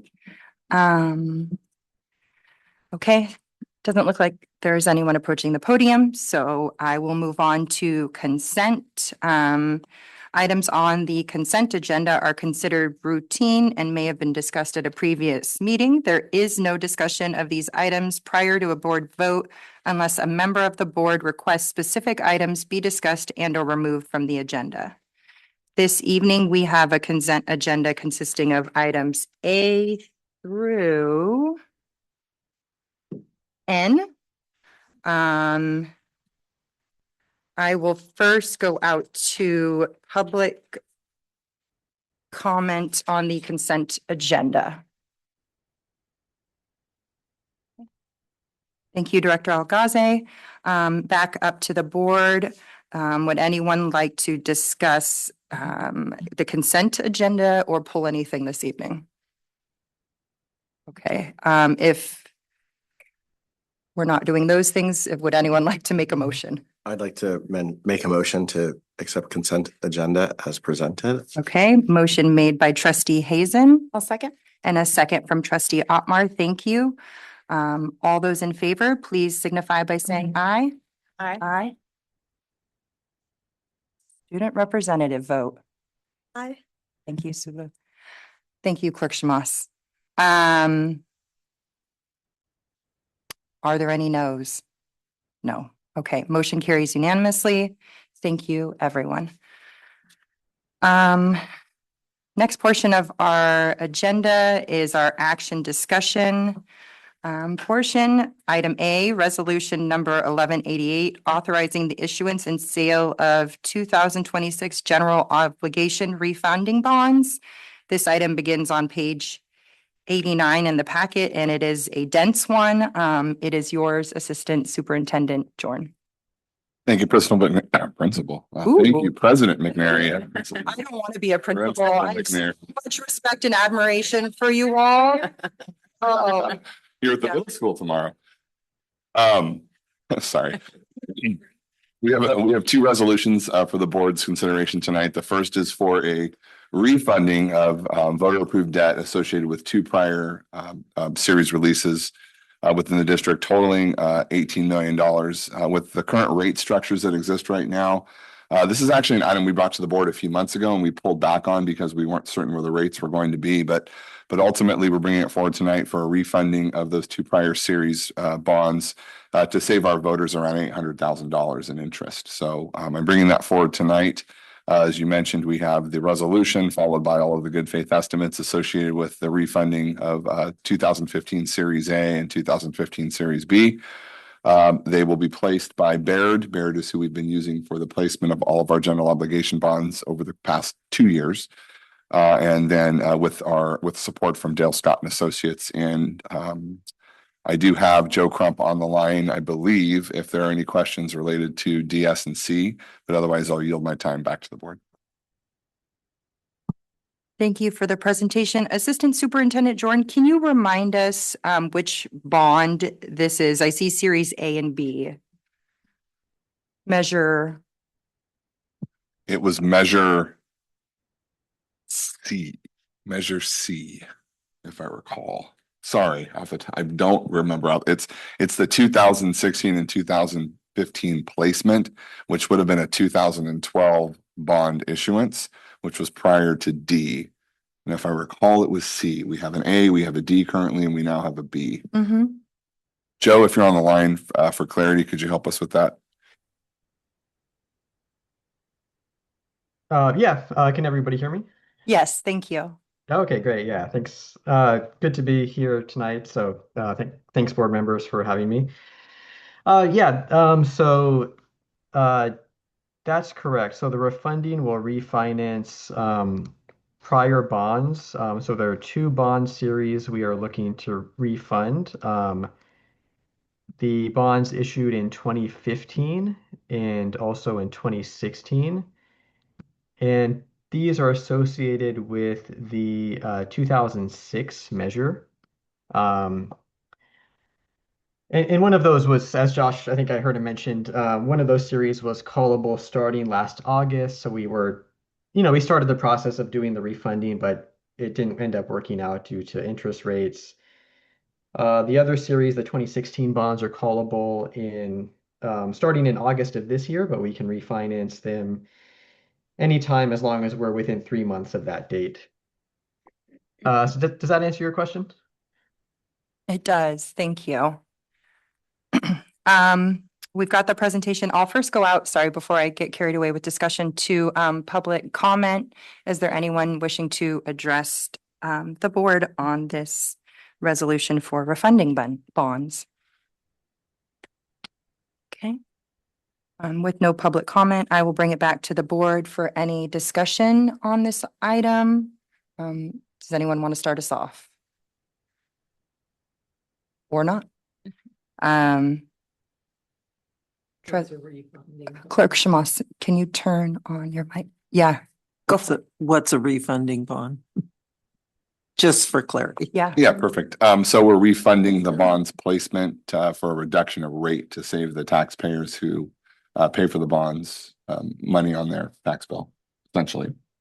Yeah, I can add too. It's it's a little like refinancing a mortgage. Usually, when a bond is sold, it's eligible to be refinanced after 10 years. So these bonds were issued in 2015 and 2016. So we're at the point where they are eligible to be refinanced. And I think Josh had mentioned savings. Rates are volatile, but we are estimating, probably somewhere between the range of 800,000 to $1 million in savings. And these are savings, to be clear, that will accrue to district taxpayers. Does that answer your question? Yes, but so how does the taxpayer notice that, or do they? Yes, in general, they would notice that through lower tax bills. There is another purpose to this refunding aside from generating savings, which is to free up some room under the tax rate limit for the remaining bonds, one of which we'll talk about in the next resolution. So as you probably recall that the 2024 election was structured as a tax rate extension. So, with all of the new bonds coming up, we don't want to increase tax rates above the level it was in 24. So with this refunding, by lowering tax rates, we're essentially carving out more room to issue some of the future bonds. Thank you. You're welcome. Any other questions or discussion from the board? I think for me, the easiest way to understand it is as a refinancing, but it's a good question. Like, how do we realize, where does the money go? What does anyone on the receiving end see? So as a taxpayer, how am I going to know that we're saving money? Yeah. Board, I will look for a motion if we are done with discussion. Motion to adopt resolution number 1188, authorizing issuance and sale of 2026 general obligation refunding funds. So moved. I'll second. I'm done. So we'll go over to you first for the student trustee vote. Thank you. Oh, man. Okay, we have a motion and a second. All those in favor on the rest of the board, please say aye. Aye. Aye. Are there any noes? Okay, motion carries. Thank you all for your votes. Thank you, Assistant Superintendent Jorn, and to the presenter for being here as well. Item B on our action agenda is resolution number 1189, authorizing the issuance and sale of general obligation bonds for election of 2024 Measure B Series A. And back over to you, Assistant Superintendent Jorn. Thank you, President McNary. Tonight, we are bringing forward the very first series release for Measure A. The board has recently adopted the budget at a prior meeting. The board will see a schedule that we're bringing forward to the board on May 21st, following our Citizens Bond Oversight Committee and our Facilities Advisory Committee next week. Once we've shared that with them, that's kind of the next step in the process. But once we finalize that, we have to begin with the design and procurement of all of the projects that the board has approved under Measure B's total $78 million. So this is the first issuance, Series A, for $26 million. The district plans to do 4 releases, the first being $26 million and the subsequent releases being around $17.5 million apiece. The $26 million, the larger release, is normally what you see on the front end of a bond program. It helps with a lot of the procurement, soft costs, design fees, and so forth. We have those throughout the project, and you've seen that in the budget that the board approved. But this is really just kickstarting the bond program. For the district, from the district perspective, a lot is going to be happening at our school sites over the course of the next 4 years. And the board's going to see a really aggressive schedule that we're bringing forward to the board following the recommendation out of the Facilities Committee next week. So that being said, yes, we're bringing forward a Series A release for $26 million that will be placed by Baird as well. And if you have any further questions, myself and Mr. Crump are available for that. Thank you. Thank you. First, we will go out to public comment on this agenda item. No public comment on this item. I will bring it back to the board for any discussion or comments on the issuance of a Series A for our general obligation bond. Okay, I have a question. Do you have I see that this release is 26 million and you mentioned they're all going to be smaller. Do we have an idea timeline wise of like, I guess I've been watching our releases and they've all been coming down really fast since we've approved bonds. I'm just curious if we're going to keep up at that pace or if we're going to start to be doing more projects and slowing down as construction. I don't know. Yeah, that's a great question. What we're doing on the front end is everything, we're lumping a bunch of projects together that do not require phasing, right? So all of the projects that can be done during breaks and summers, just kind of like we were doing with Measure B. Once we get into the phasing of projects, so let me just give you an example, interior modernization at the middle school, something that cannot be done over the summer, that will extend the project schedule, therefore extending the potential release of bond sales as well, because you can't accomplish all of that in the summer. I mean, we have a schedule we'll present to the board. You know, it might be like the upper hallways in classrooms, for example, one summer, the lower hallways in classrooms another summer, some of the ancillary facilities. So you will see some of those phased projects begin to extend the program out a little bit longer than we're used to. The series releases associated with Measure D were predominantly tied to deferred maintenance items that didn't require a bunch of design consultation, the Division of State Architect approval. So we were kind of doing those at a rapid pace. I think you're going to start seeing this slow down a little bit. You're going to see the construction take place literally every single year. But because of the phasing, I think it's going to pull us out a little bit longer. So with the schedule, I believe it pushes us into 2032, if I recall. So around 6 years. With completion around 2033. So we're looking at 6 or 7 years as opposed to like 4 years, every year a release. Hope that answers the question. It definitely does. Thank you for the information. That was the only question I have. Clerk Shamas, I saw you reaching for your microphone, maybe? No, okay. I don't want to put you on the spot then. Board, any further discussion on this item? If not, I will look for someone to make the motion to adopt resolution number 1189. I will make a motion to adopt resolution number 1189. Second. Okay, we have a motion made by trustee Hazen and seconded by trustee Wax. We will first go to our student trustee vote. Are you in favor? Aye. Thank you. Rest of the board, all those in favor, please say aye. Aye. Are there any noes?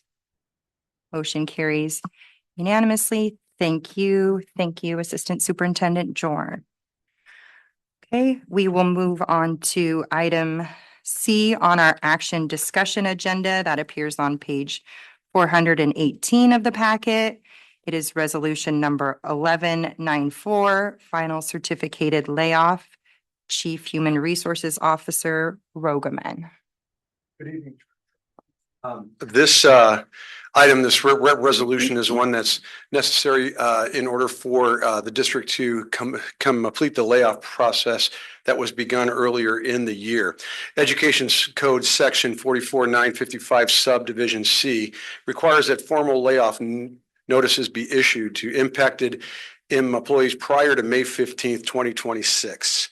This resolution authorizes and directs district administration to give final written notice to the certificated employees listed on Exhibit A that their services will be discontinued. This is related to the resolutions 1178, 1179, 1180, 1181, and 1182 that were passed on February 2026 and authorizes the district to issue those final notices of layoff for the 3 employees that are impacted. Thank you for the presentation. We'll first go out to public comment on this agenda item. Okay, no public comment. I'll bring it back to the board and student trustee for any discussion on the final certificated layoff for this year. Notice resolution. Okay. Yeah, I think we all can feel the air in the room. That this represents people who are going to have their lives impacted by our decisions. So, and we don't take that lightly. Is there any other discussion from the board? No. Okay, then I will need a motion to approve resolution number 1194, final certificated layoffs. I'll make the motion. Thank you, Clerk Shamas. Motion made by Clerk Shamas. Do we have a second? I'll second. Second from trustee Wax. We'll first go over to our student trustee vote. Are you in favor? Aye. Thanks. And out to the rest of the board, all those in favor, please say aye. Aye. Aye. Are there any noes? No. Okay. It's four affirmative and one no. Trustee Otmar dissenting. Thank you, everyone. Thank you, Chief Rogerman. All right. Resolution number 1197, Classified School Employee Week. Dr. Adamson or Chief Rogerman? It's, well, Who's on first? are you gonna read it? Yes. Are You know what? prepared to do it?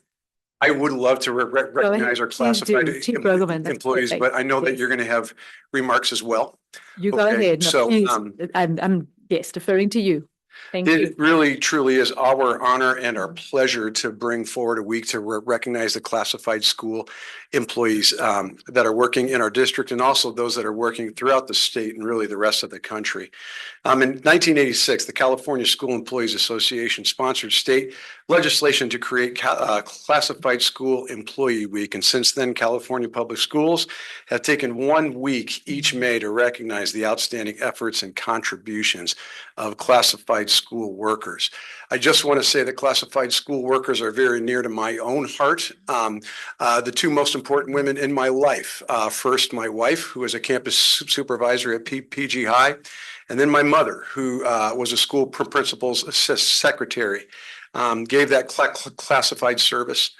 And I think that any of us that have ever worked in schools understand that schools do not run without the classified school employees that are at the sites, that are at the district office, that are working to keep our schools running in every sense of the word. And so the district brings forth this recognition, May 17th through the 23rd, to recognize the Classified School Employees Week. As part of our staff celebrations this week, the district office took some breakfast snacks to the schools. We try to recognize all staff within the same week. So even though this is like Teacher Appreciation Week, we also appreciate our classified staff at the same time. And Dr. Adamson, I hope I didn't step too much on the remarks that you would like to make. You have said everything perfectly. I'm going to leave it at that because yes, anything I say will only reiterate and add to it. We're so grateful for our classified staff. I believe that we have President McNary, you're going to be reading the resolution for us. Yes. Thank you. I will do this now. Resolution number 1197, proclaiming Classified School Employee Week. Whereas the California School Employees Association and the Legislature of the State of California has declared that May 17 to 23rd, 2026 shall be Classified School Employee Week, a time to recognize the many contributions of classified school employees to public education. And whereas classified professionals provide valuable services to the school and students of the Pacific Grove Unified School District. And whereas classified employees contribute to the establishment and promotion of a positive instructional environment. And whereas classified employees serve a vital role in providing for the welfare and safety of Pacific Grove Unified School District students. And whereas classified employees of the Pacific Grove Unified School District strive for excellence in all areas relative to the educational community.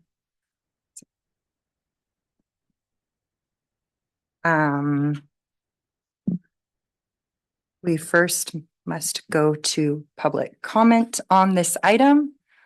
Is there anyone who wishes to address the board regarding Classified School Employee Week, either in person or online?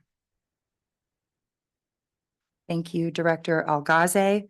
I will bring it back to our student trustee and the remainder of the board for any discussion on Classified School Employee Week. I think Director Rogerman captured most of my sentiments, other than just more gratitude from the people who make sure your kids get safely from the car to the front of the school, to the people who are helping every day at lunch, to the aides that some of our students truly bond with, in classes. You guys are the foundation of our schools, and sometimes the work goes unseen, but it doesn't go unnoticed because of how smoothly things run. So thank you for being the support and the foundation of our sites and our schools. Any other board members wishing to comment? Ditto to exactly what you just said. All right. I don't think I could have said that better. Thank you, Trustee Otmar. Clerk Schmass? Oh, just that, did we have more than one tonight retiring of classified? Classified. I was just thinking of the Tammy, but just her, she was the only classified. Well, you're right. I've Yeah. really seen our speech language pathologist. Oh, yeah, okay. I didn't know whether she Considered was. classified. Yeah, Okay. that's, so in some So districts that's I just, certificated. just to, that we recognize retirees and so the couple that were classified, you know, you wrote such nice little remembrances of their time with us. And so I think that really also exemplifies the honor that we have for them. Thank you. Thank you. Any other comments from the board on this item?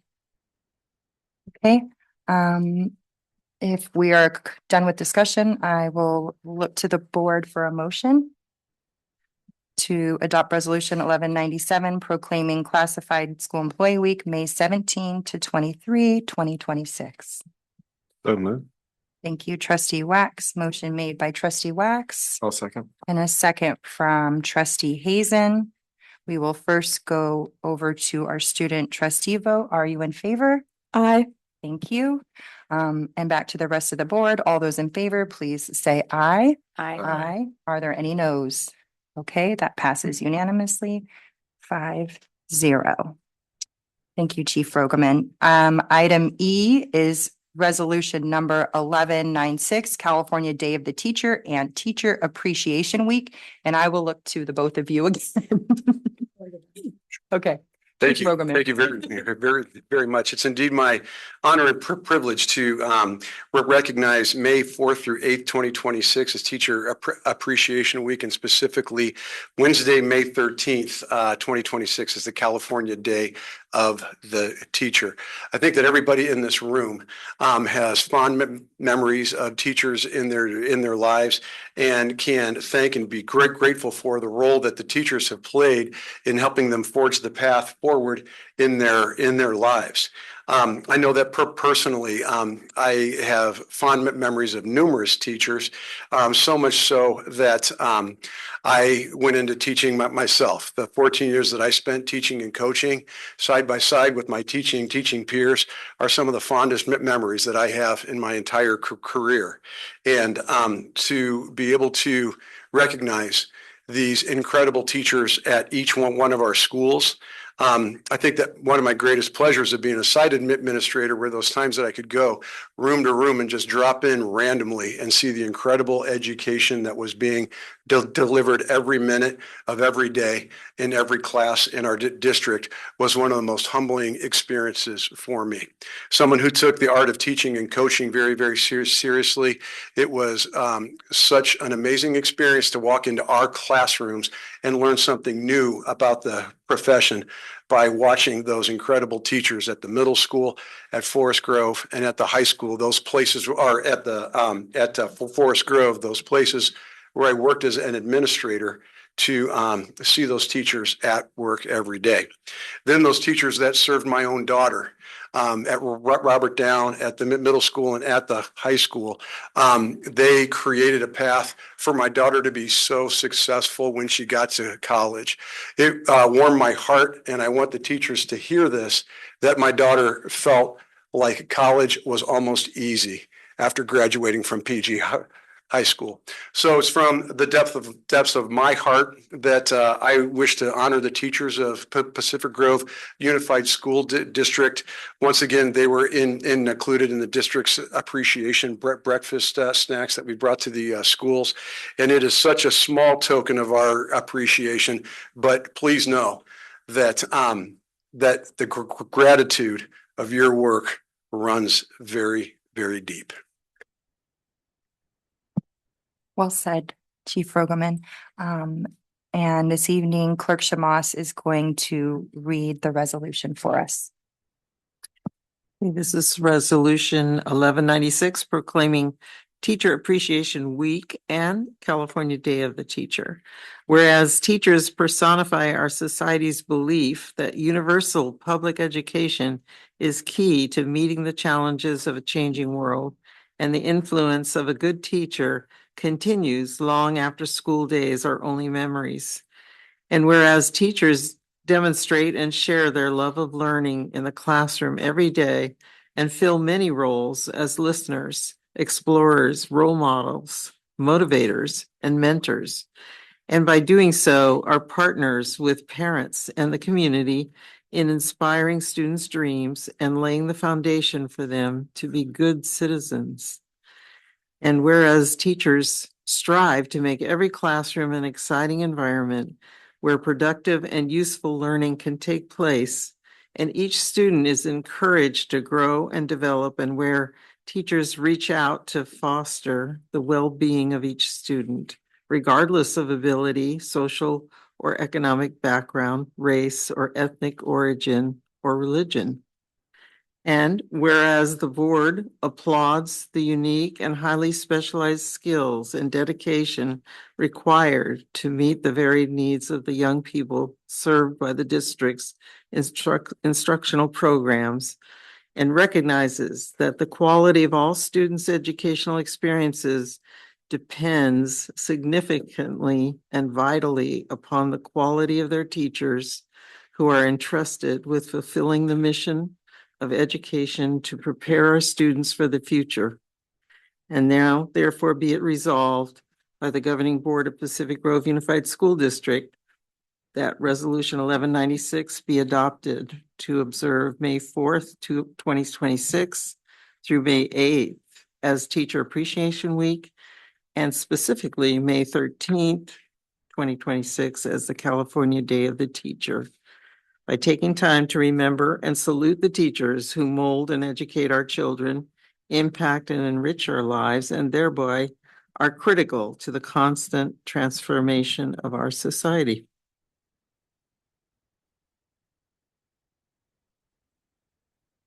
Thank you for reading the resolution, Clerk Shamas. First, we will go to public comment on this agenda item. Is there anyone wishing to address the board on California Day of the Teacher and Teacher Appreciation? Thank you, Director Algaze. I will bring it back to the board and our student trustee for any further discussion on this item. Okay. Well said by Chief Rogaman and outlined in the resolution, and just sincere, heartfelt thank you and gratitude for the love and care and hard work that our teachers pour into their students every day. We have really great teachers, and thank you. Any other comments? Okay. If board discussion is concluded, I will look to the board for a motion to adopt resolution number 1196 proclaiming May 4 to 8 as Teacher Appreciation Week, and specifically Wednesday, May 13 as California Day of the Teacher. I moved. Okay, motion made by Trustee Otmar. Thank you. Second? Second. And a second from Trustee Hazen. Thank you. We will first go to our student trustee vote. Are you in favor? Aye. Thank you. And back to the rest of the board. All those in favor, please say aye. Aye. Aye. Are there any noes? Okay, thank you. Motion carries. Thank you, Chief Rogaman. Let's see time. Okay, item F on our action agenda. Next up is resolution number 1198 regarding designation of a specific brand or trade name and invitations to bid and requests for proposal. Director Anderson. Good evening, board. Good evening. Happy to be here tonight. So what I'm bringing forward tonight is actually a proposal to essentially sole source the product we've been putting on our roofs This product was researched and discovered by our former director, Matt Kelly, and he did a good job of finding a great product. We've been seeing some extremely good success with it, and we'd like to make it our product of choice for our roofing. We've done 22 roofs already, and we have 10 that remain. And so we're looking for a resolution to have this be made our product of choice for our built-up roofing systems. Not all of our roofing systems, just our built-up roofing systems.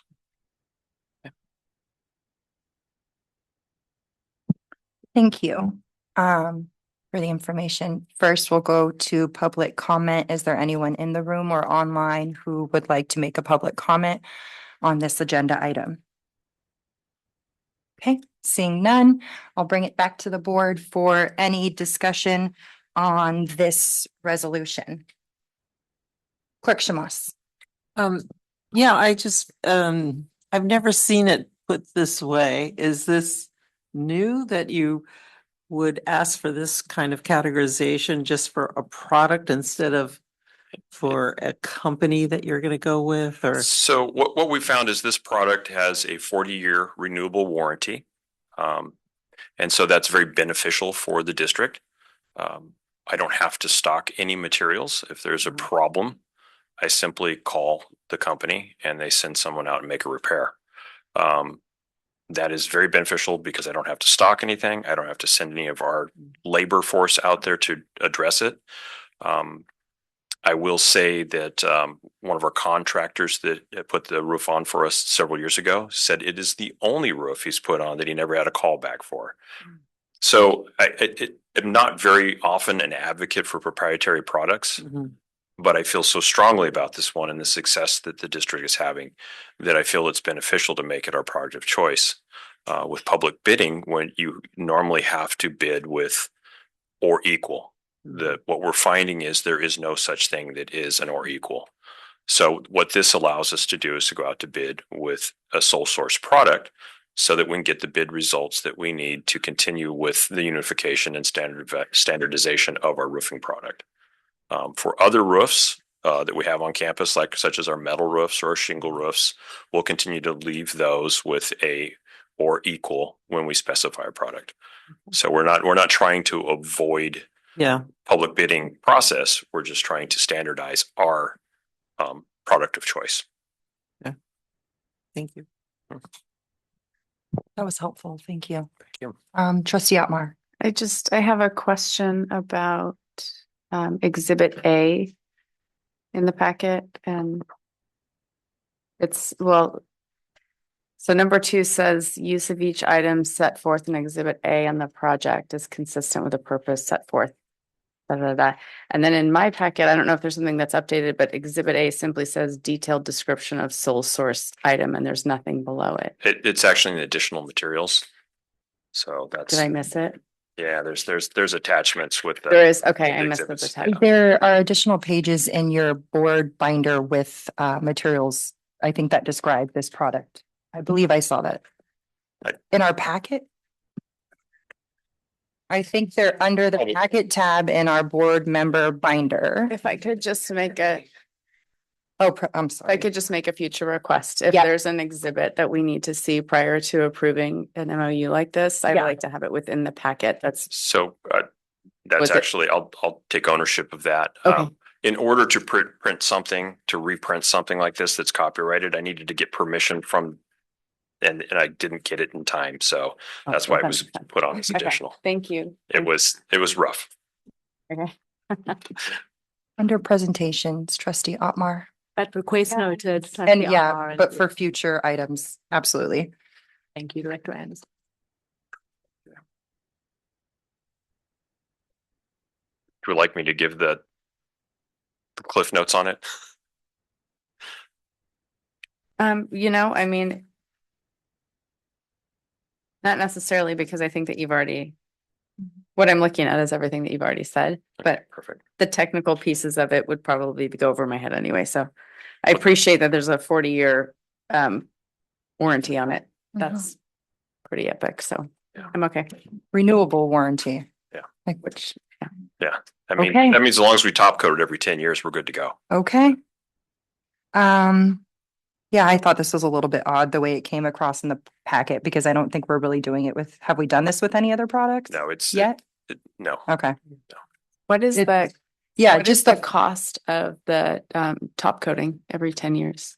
I'll be honest, I don't really know, but it's minimal compared to the actual roofing. Is that something the top coating is just a top layer of this like white Title 24 coating, which just sprays on. Okay. We haven't gotten to 10 years yet, but I imagine it's minimal. Is that something that they take care of, or is that something that we do as a district? We would have our contractor come back out and do it. Okay. Thank you. All right, if that concludes our discussion on this item, I will look to the board for a motion to approve resolution number 1198, designating Weather Weld Liquid Applied Roofing System as the specific brand of roofing to be applied to our district's built-up roofs. So moved. Thank you, Clerk Shamas. Motion made by Clerk Shamas. Do I have a second? Second. And a second from Trustee Wax. Thank you. We have a motion and a second. I'll first go over to our student trustee vote. Are you in favor? Aye. Thank you. And to the rest of the board, all of those in favor, please say aye. Aye. Okay, are there any noes? Okay, motion passes unanimously. Thank you, Director Anderson. I believe you have the next item, item G, contract for services with Fresh Start Painting. Correct. Okay, So what we have here is the result of our public bidding, and it is an excellent result. We were looking at about $126,000 estimate for this painting project. And the good news is we've got a very responsible bid and a savings of about 45% with a bid result of $68,300. So I'm recommending that we go to contract. thank you.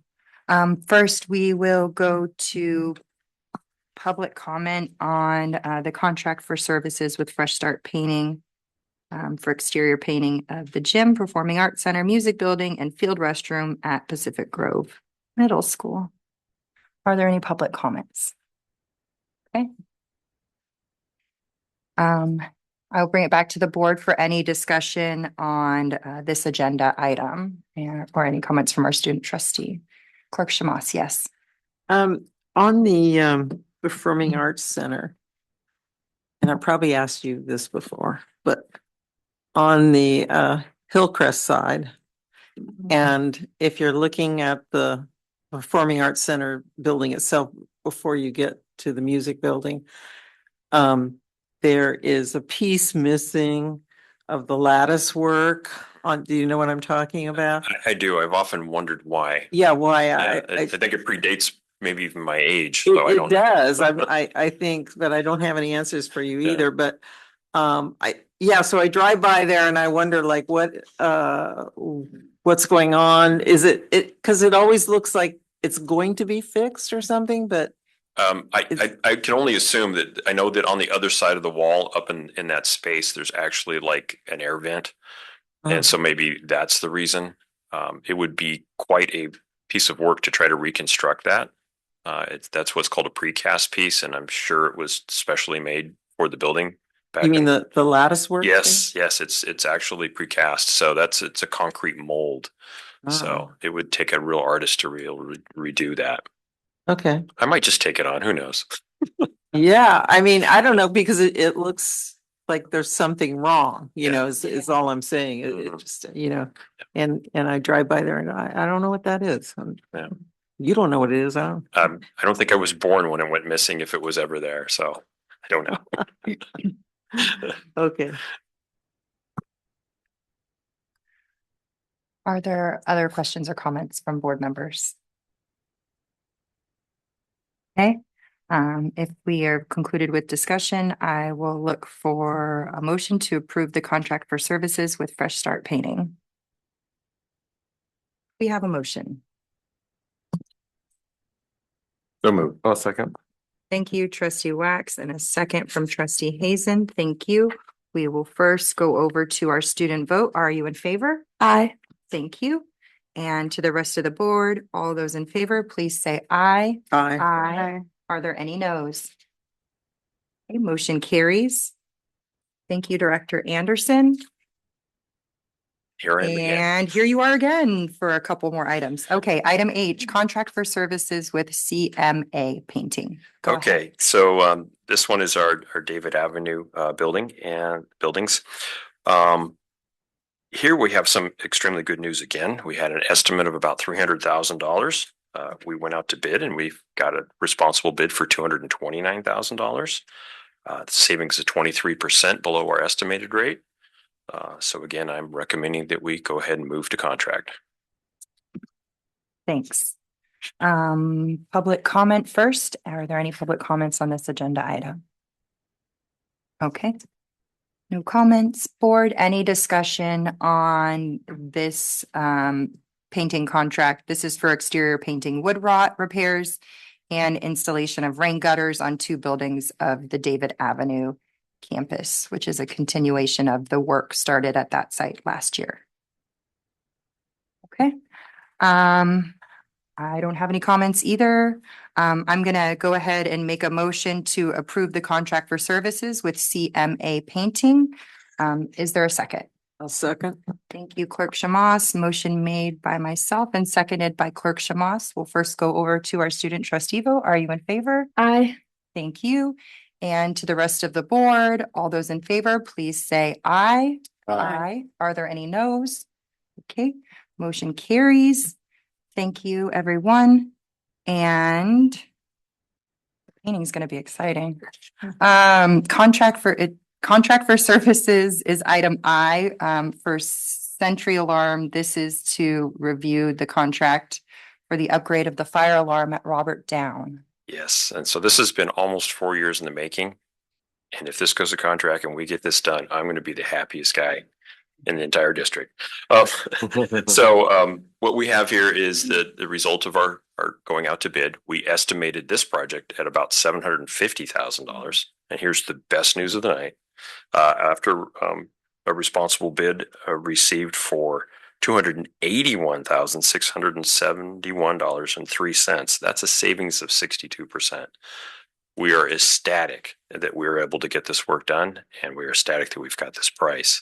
So again, I'm making a motion that I'm making a, excuse me, I can't make a motion. I'm suggesting that we go to contract.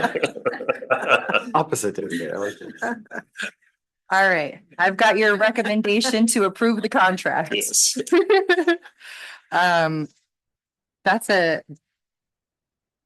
That's way under what we anticipated, like extreme. Unbelievable It's not a savings. typo, 700K and it Yes. came in at 281? Yes, Okay, so okay. Does that mean we have money to do more with if it didn't come in? correct. Wonderful. Yes, we love that part. I do. I get excited. I will first go and see if there's any public comment on this item to approve the upgrade to the fire alarm system at Robert Down. Thank you, Director Algaze. Board and student trustee, any discussion on this item? Okay, seeing none. Is there a motion to approve the contract for services with Sentry Alarm? Also move. Thank you, trustee Otmar. Do we have a second? Second. Thank you, Clerk Shamas. We will first go to our student trustee vote. Are you in favor? Aye. Thank you. And the rest of the board, please signify by saying aye. Aye. Aye. Are there any noes? Okay, motion carries unanimously. Thank you all. Thank you.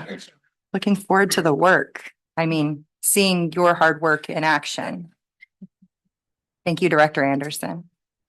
Item J on our action agenda is elementary mental health therapist itinerant job description with Chief Human Resources Officer, Mr. Rogoman.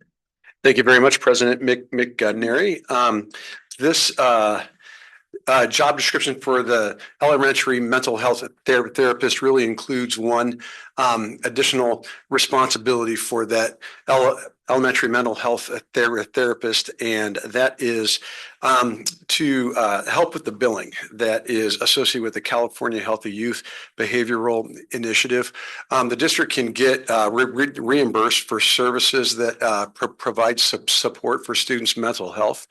And what the district wants to do is access some of those CHY, BHI funds in order to help pay for the position. So for us to be able to fund the elementary mental health therapist itinerant, we would like to include this as part of the job description so we can begin to see the reimbursement for the services that they're going to provide. You've got a redlined copy of what's been added to the job description.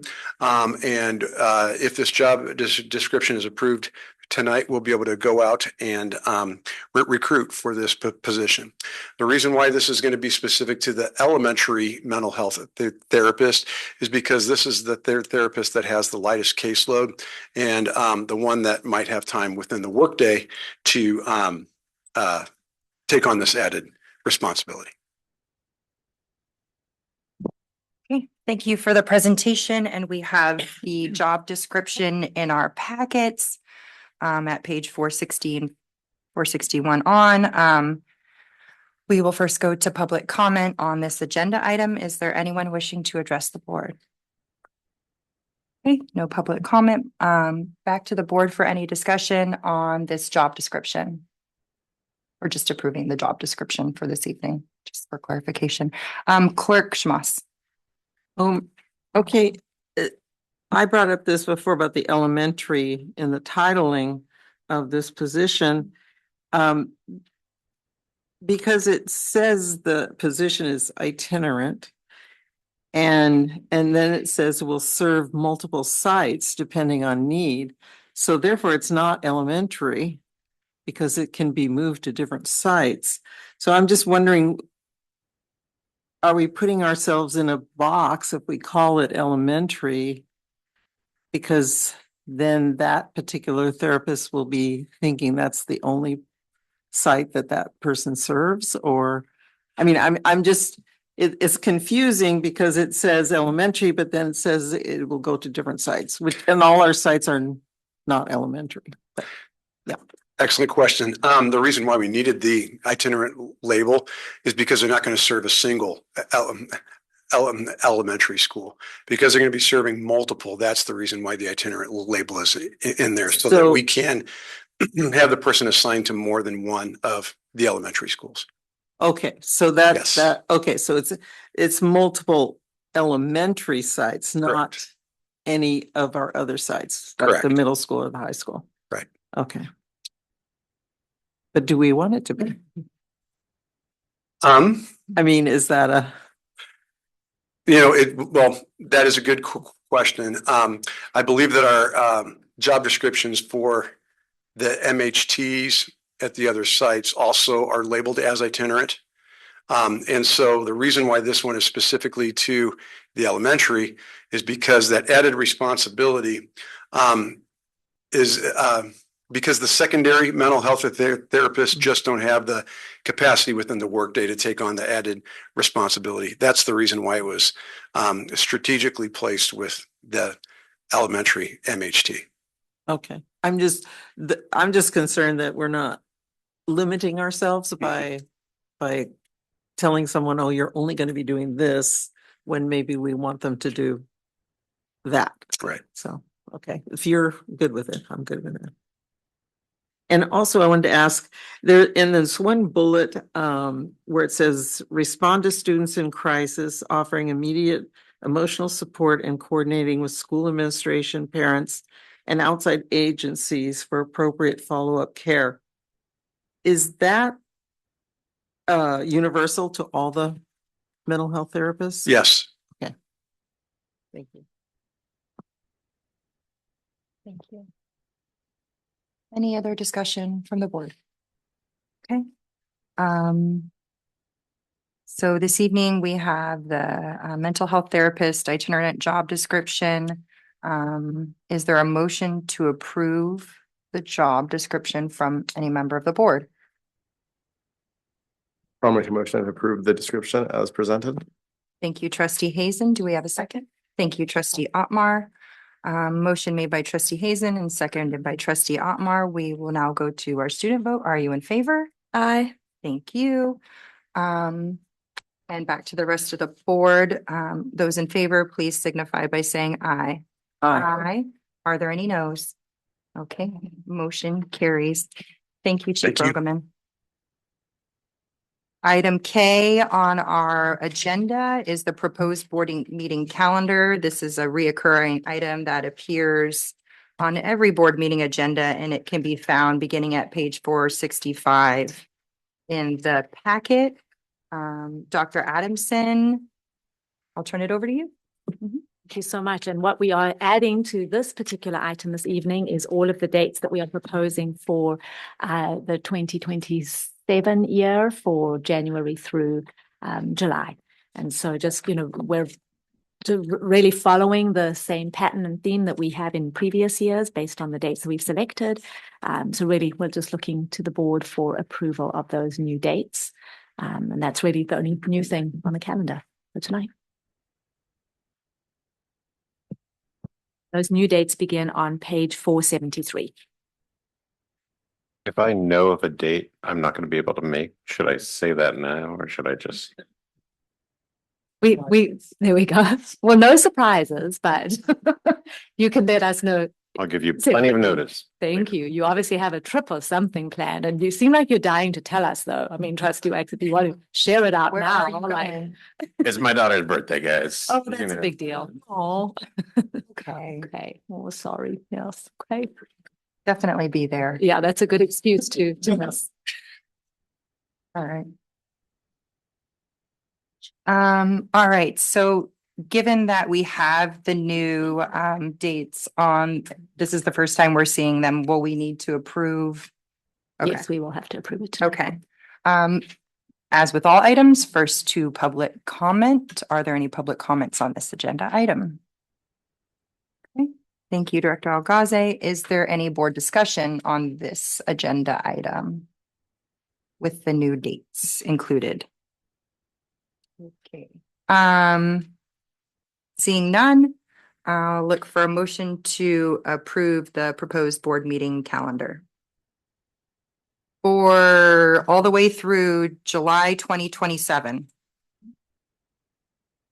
So moved. Thank you, Clerk Shamos. I'll be happy to second the motion. So motion made by Clerk Shamos and seconded by me. We will first go over to our student trustee for your vote. Are you in favor? Aye. Thank you. And then the rest of the board, all those in favor, please signify by saying aye. Aye. Aye. Are there any noes? Okay, motion carries. Thank you, everyone.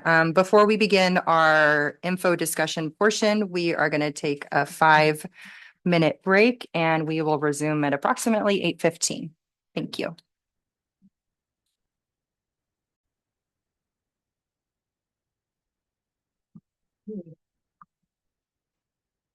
Okay, we are going to resume our board meeting. Back to the agenda for our regular board meeting this evening. We're going to do the information and discussion portion. Item A on our info discussion agenda is the PGUSD draft educational tech plan for 2026 to 2029. And I know we've all been looking forward to seeing this. So I will turn it over to you, Director Binder. Thank you, President McNary. Director Algazi and I are happy to be here tonight to present to you an overview of the district's draft educational technology plan for 2026-29. Before we get into it, I just need to extend a note of gratitude and appreciation for the entire team and our entire tech committee, which has been hard at work on this, developing it for, I'd say, for the better part of the last year and a half. This would include our teacher tech leads. At the high school, we have Jenna Hall, Jessica Grogan, and Bryce Gamble. At the middle school, we have Miss Ivy Kong. And at Robert Down, we have Mr. Steve Ibrahim. We also have our core team who has been instrumental in terms of the technological insights on managing and and balancing everything at the larger enterprise level. That would be, of course, at the high school, we got Zach White as our IT tech. Middle school, we have Grayson Fong, who's been a really good contributor to this project. And of course, at Forest Grove, we have our historian, IT tech, Mr. Kerry Parker, and at Robert Down, our newest member, Sui Gomez. We also have Manuel Villa Gomez over at Adult Education, who also served at Robert Down when we started this project. So let's get into it. We've got 6 priority areas, starting at area number 1, classroom technology. Oh, before I continue, I do want to extend a note of appreciation to our site administrators who made time in their schedules to invite us in to share some of the main tenets of this plan with each of their staffs. So thank you very much, principals. We had a lot of great feedback from staff across the district, and some of that feedback actually was woven into the final draft plan. So those are our 6 priority areas. This is a departure from previous versions. I've been involved now. This is my 3rd go at this as the director of ed tech for PGUSD. And I can tell you that this plan represents basically what I would consider a philosophical roadmap to how we envision managing technological resources, both at the classroom level and broader, like enterprise level resources over the next 3 years. And we're very confident that this plan is has been developed in a very measured, thoughtful, research-minded manner. Classroom technology, number 1, digital safety and data protection. Number 2, AI integration. We'll cover all these in brief. Technology management, services and support, and signature projects. So perhaps the largest, go back a few slides, thank you. Perhaps the largest component of this plan is area number 1, classroom technology. And the centerpiece of this area is what we've developed collectively, and that's our grade level screen time framework. This was research based, and it essentially provides a standardized framework, or basically it provides a guidance for maximum allocated screen time that we allow or we encourage teachers to follow in their planning and instructional design when it involves the use of technology. So we have 4 conditions for this screen level, or anytime technology is included in the lesson design or planning process. We have identified 4 areas that we believe are essential ingredients in order for that technology to make its way into the lesson to begin with. Intentionality has to be first and foremost at the top of the list. Active engagement as opposed to passive engagement, and we're going to discuss a little bit of the distinction between those two. It has to be not only the task with the use of the technology, but also the duration of it has to be developmentally appropriate. And there's a homework component when it involves digital versions or digital format homework, screen-based homework. So the plan itself has been distilled into this graphic. There's an extensive table structure in the draft plan that describes some of the details at each of these grade bands. And as you can see there, it goes from the early elementary through the intermediate to the middle and to the high school. And as I mentioned, this is not a prescription for using technology in the classroom to this extent to meet these recommendations. This is basically a foundational guideline for maximum amount of time on screen technology in the classroom at those grade bands. Just as a note, it's important to understand that in order for technology to even be considered in a lesson, it really needs to demonstrate the ability to accelerate the learning. And if it can't do that, at a minimum, it should probably be left out entirely. That's our position, and we've got some rather extensive research that we've looked into that support that position. One of the research models that we are relying on heavily comes from everyschool.org. This is a nonprofit organization comprised of educational researchers that have collected and compiled many different practical tools and guidance resources for not only families, but also for school systems. And we feel that they have really been on the leading edge of determining where to draw the lines, where technology is actually beneficial for learning and where it actually can become a detriment in terms of the student's mental, physical, and emotional well-being and cognitive well-being. Another research model that we're going to depend on is going to be the SAMR model, which is essentially it's something that has been in place since 2010. It was developed by an educational researcher at the time and is now referenced across the world as the litmus test for whether or not technology in the instructional setting is adding value to the learning process. And the whole point here is that you identify to what extent the technology is being used, and you use this as a litmus test of whether or not you should use it in your teaching or instructional process. The hope is that in order for the technology to actually serve its ultimate goal, you're moving into that area of transformative application. And that is whereby the technology is allowing for the students to do something. It's pushing their learning to deeper levels. It's allowing them to do something that they would otherwise not be able to do in the absence of that technology. And finally, we'll reference the ISTE standards. This is an international referenced body of work. This is the International Standards for Technology and Education. It's been around for decades, and they produce a lot of research that supports effective use of technology in schools, both at primary, secondary, and post-secondary.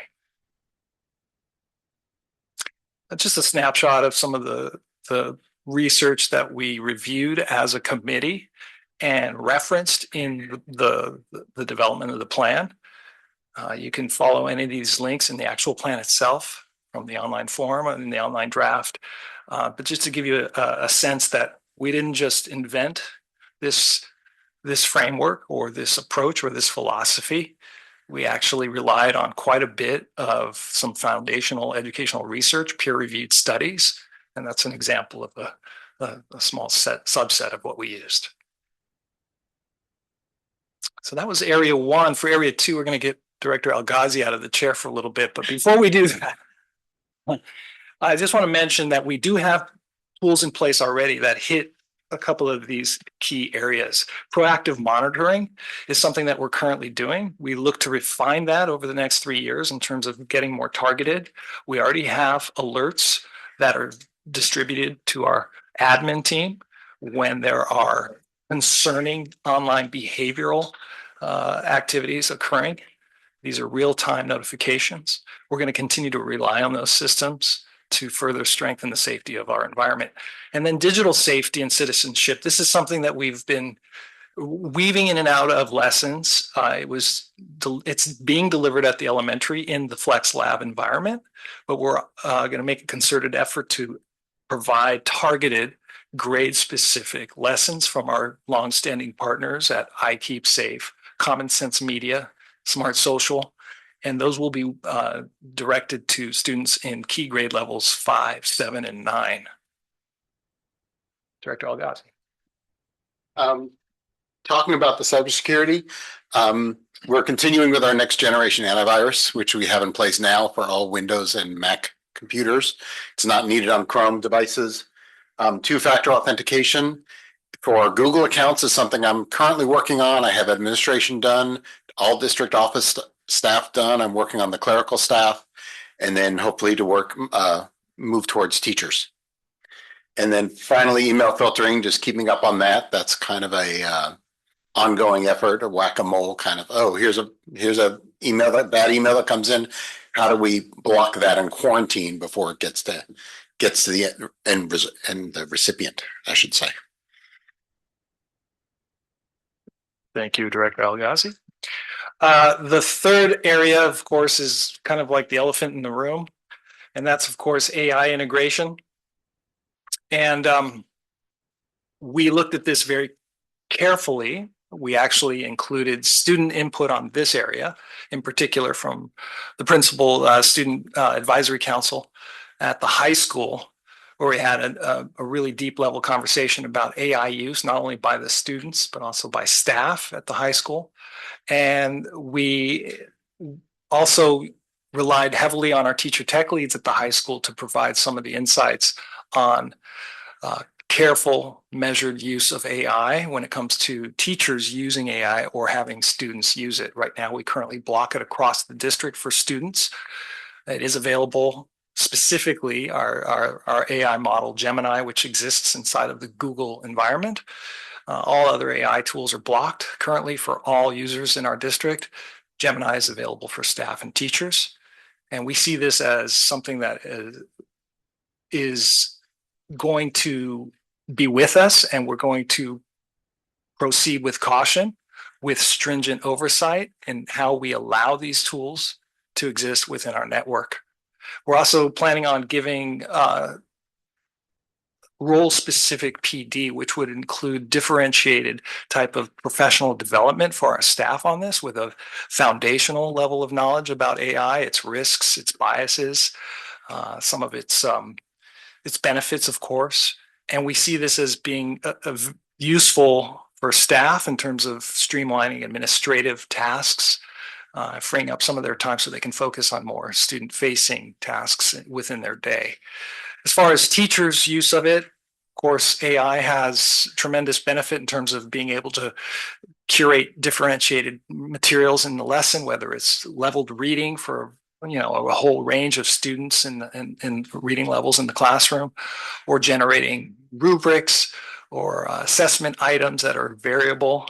And so we are going to also provide specific teacher level PD for our students, for our teachers, that will give them a sense of empowerment in using AI correctly, with always being cognizant of the safety concerns. And when it comes to using AI with students on assignments, this is specific for high school.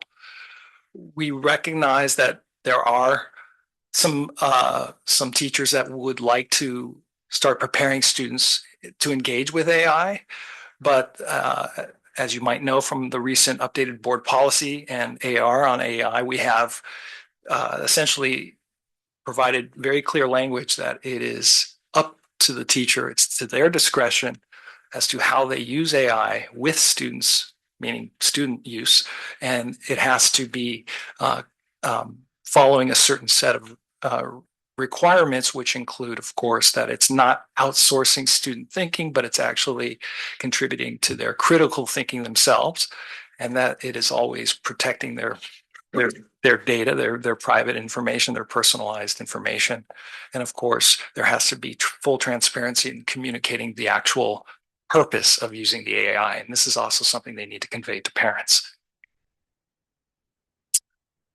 For technology management, I'm going to rely again on Director Algazi for this, but this is going to also include what we block within the network as we move forward with blocking streaming platforms such as YouTube, Netflix, Hulu in the upcoming year, so that indiscriminate access to YouTube is cut off for students, and it will be managed exclusively by the teacher using an allow list strategy only.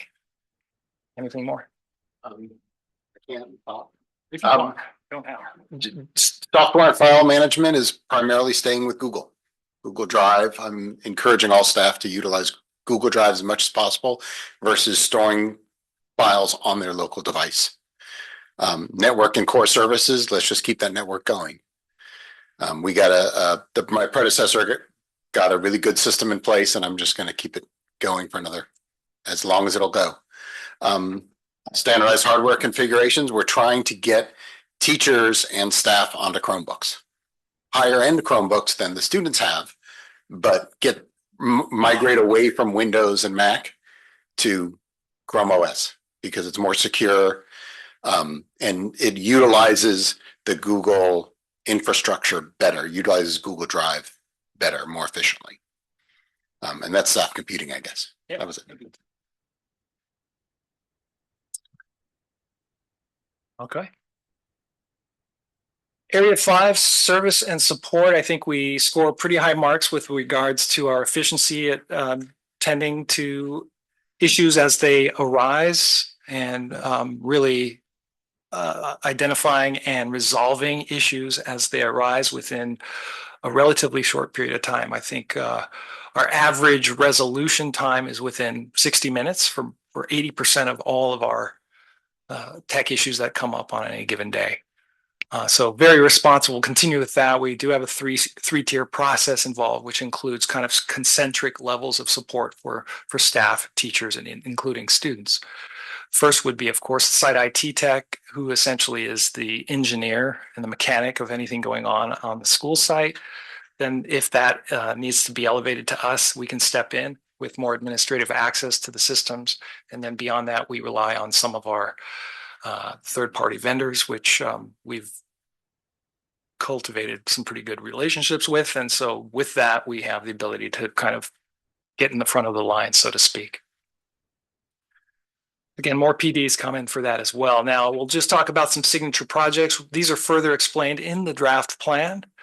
What we have here is a completion of our student and staff device refresh. Director Algazi spoke about Chromebooks for teachers. We're going to continue with that path because, as he said, they are more secure and more efficient. And they essentially can do anything that a Windows-based machine can do when you're working on the cloud. Year 2, and that includes, obviously, we've got some AV upgrades going on. Forest Grove multi-room is going to get a complete upgrade for projection and audio this summer. We're going to continue with security camera upgrades. Director Algazi, if you want to step up again for that, but if you don't have to, that's fine. If you don't want to. Asset management, AV upgrades will continue through year 3, where we'll look to do something in the high school, if not sooner.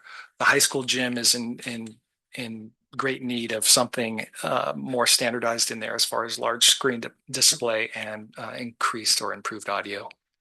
And then network and VR, right? Year 3. Talk about the asset management. Our plan is to utilize our library system as an asset management. They have a module for that. So that would allow our librarians to check out technical assets to students and staff, as well as the site techs to check out, all encompassed in one system, in one database. And then the NVRs, I started to look at those and they ended up being extremely expensive. AI they're starting to integrate AI a lot. And at this point, it's not worth the money. So it's a large expense for minimal gain. So I kind of pushed that over to year 3.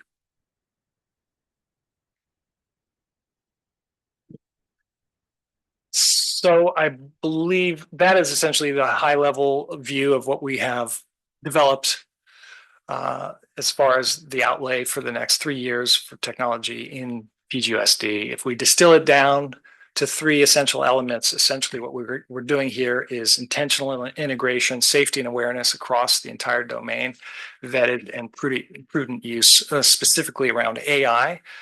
AI right now is essentially non-regulated. The government has no idea of what to do with it, it sounds like.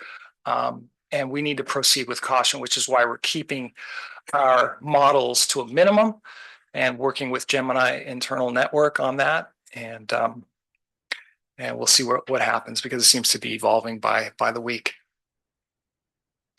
So we thank you for your attention to this plan. I know it was kind of a high level, but we're happy to answer any questions or clarify any points that we've shared. Thank you, Director Binder and Director Algazi, both for the long haul work on this project, as well as making it digestible for the presentation this evening. As with all agenda items, we will first go out to public comment. Anyone wishing to address the board either in person or online. In person, you may approach the podium or online, you may raise your digital hand. Each commenter will have 3 minutes to make your public comments on this specific agenda item. We have a commenter in the room stepping forward, so we'll give you the mic first. Thanks so much for having this discussion tonight. I know it's a really important one. My name is Caitlin Van Zandt. I'm a parent of a TKer and a kindergartner, and I appreciate how seriously PGUSD has taken this issue. There are people all over the country who are so worried about screens in schools right now. I could list so many organizations that I receive emails from telling me what to be worried about. And it's on the cover of the Wall Street Journal and it's on the cover of the New York Times. So you got right, left, everyone seems to be really worried about this issue, and it's understandable why, because things in schools across the country have not been going well. We are at historic lows nationally. And whether it's social media or it's smartphones or it's the screens in schools, I think people are very concerned about the amount of time that their kids are spending on devices. I'm really thankful that at Robert Down we have a great tech committee. I think our principal's been a great lead on this. It's been very informative for me to find out what's happening at our school, but at the same time, you know, it really varies by classroom. And even when we look at this plan that's obviously been very well thought out, it's still only recommendations, it's not requirements. So even, you know, as a parent, I still don't know exactly what's going to happen because it's going to be based on whatever teacher my kids have. And I'm thankful that right now their teachers haven't been using iPads in the classroom, even though that's allowed in TK, kinder, and first grade. But I don't know what's going to happen in first grade with my son. Is he going to be able to use an iPad whenever he wants? Because I kind of know the road that goes on down. At least in our home, we don't have tablets, but the TV it's a big fight.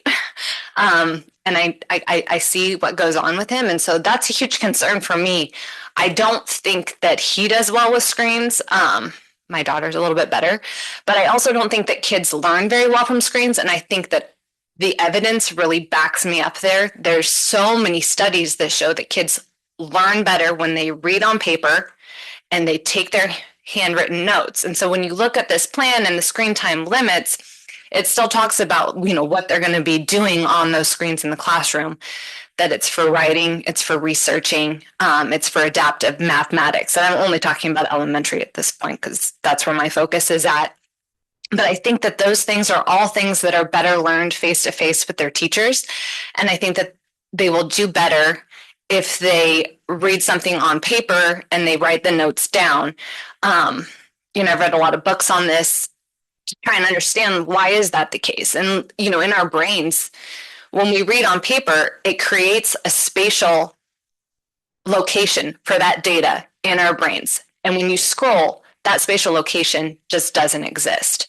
And so I think my time is running up. But anyways, I think this is a step in the right direction, and I'm very pro eliminating YouTube. That's great. But I think that we could do more. Yeah, I'll have to ask you to wrap up. Thank you for your comments. We'll go to the commenter online. I apologize, I cannot see the name from here. Lauren Heflin, you have 3 minutes for public comment and the floor is yours. All right. Hi, I'm Lauren Heflin. I am a parent of a kindergartner at Robert Down, and I am an occupational therapist for the school district. I work at the middle school site. I am so happy that the district has taken a really serious look at ed tech and developed this comprehensive look. I love the 3 essential elements. Those are all really important buckets that we've focused the energy on here. And I agree that there's a lot of parent concern with all these areas about how much screen time is my child having, what access do they have to different things. So I'm so happy to hear that YouTube is going to continue to be limited significantly. And I love to hear that AI will be prohibited for K-8 grades. and that it's under, very strict guidance at the high school level. I like that as well. I am concerned when I read through the plan about the one-to-one devices specifically for the lower grades, TK to one-to-one iPad device. I don't see that there is a need for that outside of they get computer lab time with exposure to these items. So I don't see why every class needs a one-to-one device when the evidence isn't showing a need for that. And our students later on are not testing on iPads. They're using a Chromebook in later grades. So I would think that that would be a waste of district resources for something that is not beneficial. And I'm looking at the time limits posted or suggested, like per session, 20, 30 minutes per session. And I think that makes sense for lower grades for when they have one teacher. But as you go up to middle school, I think it's confusing and we'll need some more clarification for how teachers will implement that, since students go, 6 periods a day, 7 periods a day, and it says 20 to 30 minutes per session, max of 4 sessions per day. And it's unclear how that would be implemented at the upper grade level. So I'm just confused how that would look. And I'm really glad that there's a focus on teacher training across the board on here, because it's been such a push to use technology. Now we need to help them recalibrate how are we using it, but also encouraging other forms of learning and materials. Thank you for bringing this up and developing the plan, and I look forward to updates. Thank you. Thank you for sharing your comments. Are there any other individuals wishing to address the board? Sure. You have 3 minutes and the green light will hop on for you. Okay, my name is Alia Hokasang. I have a 4th grader and a kindergartner at Forest Grove.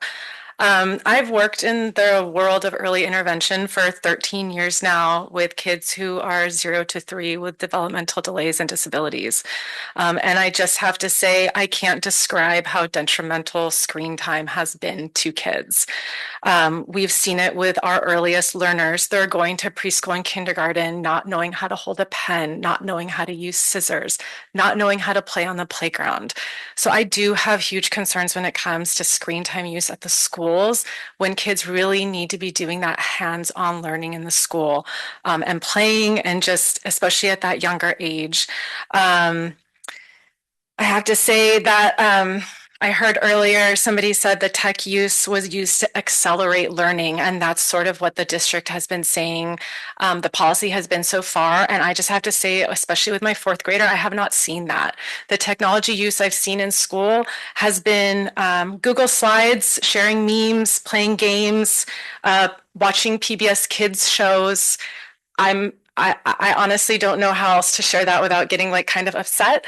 But there really has been no oversight so far about the tech use. I'm going to jump to what I would like to see after I read the proposal today.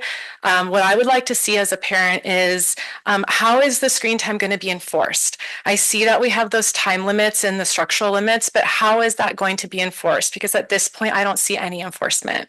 The second thing I'd like to see is TK to 2nd grade. It says 10 to 20 minute sessions, max 3 times a day. That's 1 hour of screen time. And to me, that's too much. I would like to see it completely eliminated for TK to 2nd grade. The third thing I'd like to see is screen-based homework for the K through 5 completely eliminated. I just don't think that that's necessary. The kids get enough homework, and it can be on pen and paper. We don't need to bring those things home.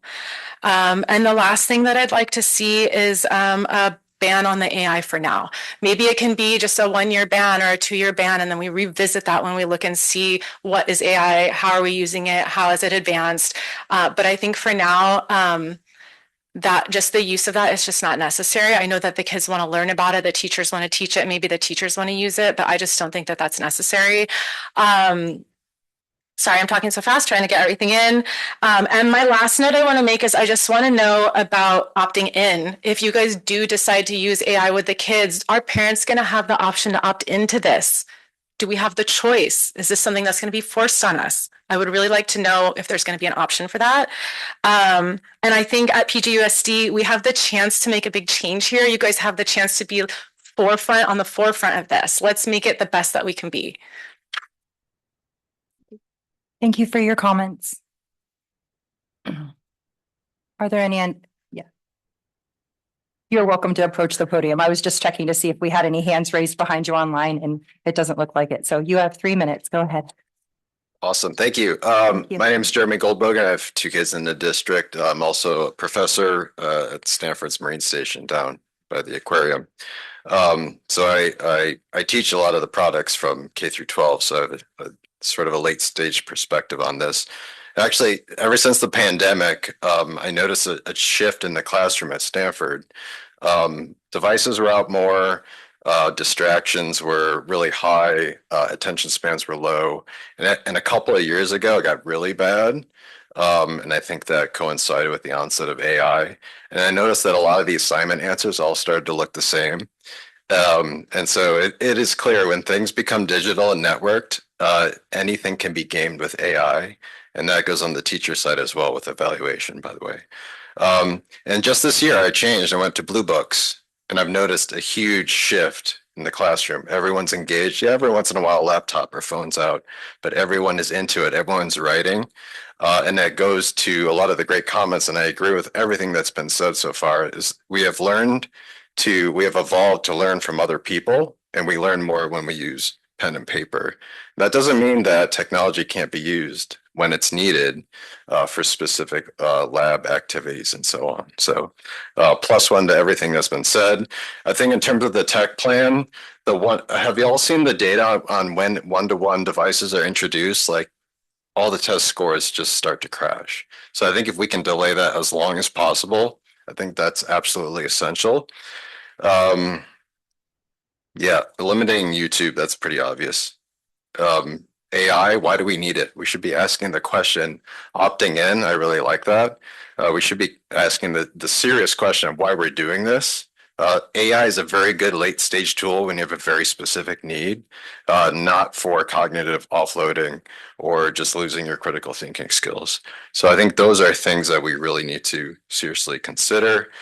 Why do we need network devices? I know that creates a complication for Chromebooks, but we should start to think about why we need these things in the first place. Again, I'm not anti-tech. I teach in biotechnology.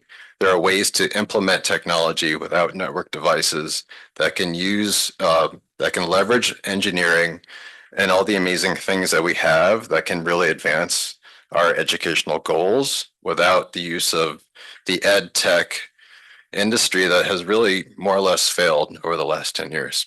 Thanks. Thank you for your comments. Are there any other individuals wishing to address the board on this agenda item, either in person or online? Seeing no further public comment, Director Binder, I see you have your hand up. Sure, point of clarification. I heard it, I believe, twice that we are proposing one-to-one at TK. Current policy is that there are no devices at the TK level used as a one-to-one. They're only used in very specific circumstances, whether it's a student who needs translation or some other supports. It could be a student with an IEP that needs an iPad at the TK level, but our policy does not push down iPads to TK. As far as K is concerned, we essentially have a 2-to-1 model whereby there's a cart available under regular kind of typical conditions. The students would not, those classrooms would not be outfitted with a one-to-one. One-to-one officially starts at grades 1 and then moves up to Chromebooks in grades 2 further. There was another point made that I think we should maybe look at from a different perspective as well. when one-to-one came on, 2010 to 2014 was kind of like the initiation of it, mostly in that second half of those 4 years. I myself was a teacher in the classroom. I was one of the first early adopters of one-to-one in my own classroom. But there was also something else happening on the broader level. And that was that we had the development of YouTube as a mainstream platform that started appearing more widely in just daily use, even by students back then.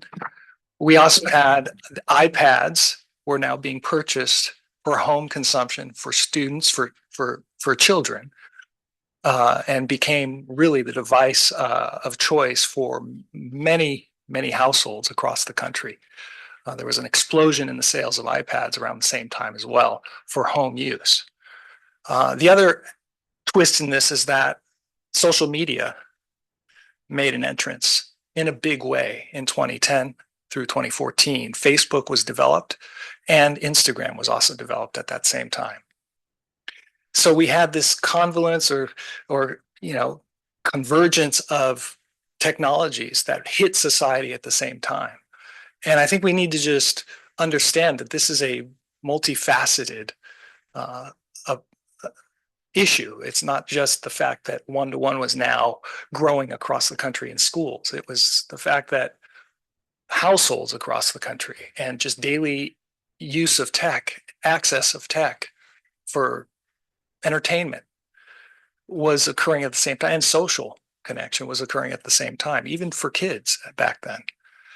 And I'll just wrap it up by saying, as a teacher, science teacher in a one-to-one environment, the use of tech in my classroom was always seen as an accessory, not to essentially wholesale replace my instruction. And I'll leave it at that. Thank you, Director Binder. All right, if that rounds up public comment for this evening, I thank you all for being here and for all your participation, and I'm going to bring it back to the board for discussion on this item. I'll start at that end of the dais. If you're up for going first this evening, Trustee Wax, I'd love to hear your perspective on this. I guess that's why I started down there, but don't feel pressure. Yes. Thank you for the presentation. Beyond the presentation, I know you've spent a lot of hours with Dr. Algaze and site councils and parents and everything. So I truly appreciate the plan and the thought that's gone into this. I'm still, I mean, you mentioned at the start that it's like a philosophical discussion. And so like, I'm really in the thick of like the philosophy of what we're doing. And, there are pros and cons in my mind. Like one, like I honestly feel like there are just too many Chromebooks. Like my daughter does so many slide presentations, but doesn't learn really about like design or communication. So it's like, why are you presenting things all the time, but without like too much thought? And that's not to call out teachers and specifically, it's just like how technology infiltrates and then defaults to this. And that's really what I'm worried about is the defaulting to technologies.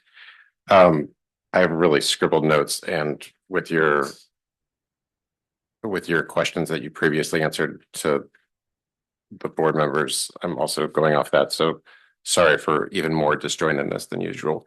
But I don't know if it was in the presentation or the full plan, but you talk about ergonomic integrity. And then there's a question about, is that really realistic with Chromebooks? It seems like there'd be extra equipment. And the answer was depending on teacher expectations around posture, device placement, seating position, arrangement.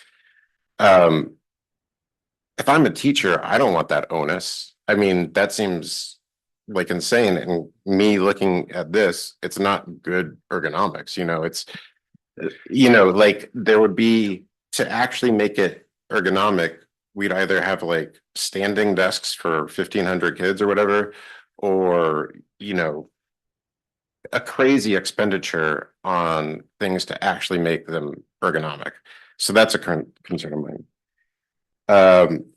Like the parent noted, once students move to middle school or high school with a variety of teachers, again, the pain in the butt of figuring out how much a kid has watched across teachers, it seems like another onus that seems hard to monitor. And that said, much like Ms. Van Zant's comment, the intentionality, it was asked whether it's logged somewhere or it's more of a guiding principle, and it's a guiding principle. So again, I'm worried about like the default to, you know, we'll do 80% of a class on screen, and then there's no real way to track that.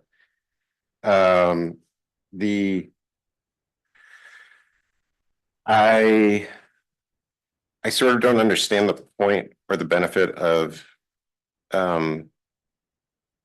crafting and writing on Google Docs or that sort of thing, mostly because sorry, the type, it's so small, the ergonomics not good.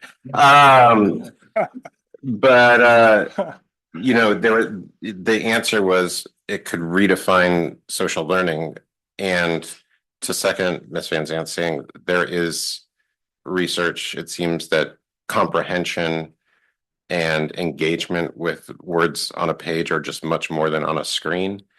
And also, I mean, you're not a teacher in the classroom, and so if there are teachers online or wanting to email, that would really be appreciated. But like the feedback of perhaps commenting on a Google Doc from a classmate and getting a comment rather than like seeing marks on a paper from a teacher or another classmate and like engaging in a dialogue of like, why did you say this? Or I don't really understand that.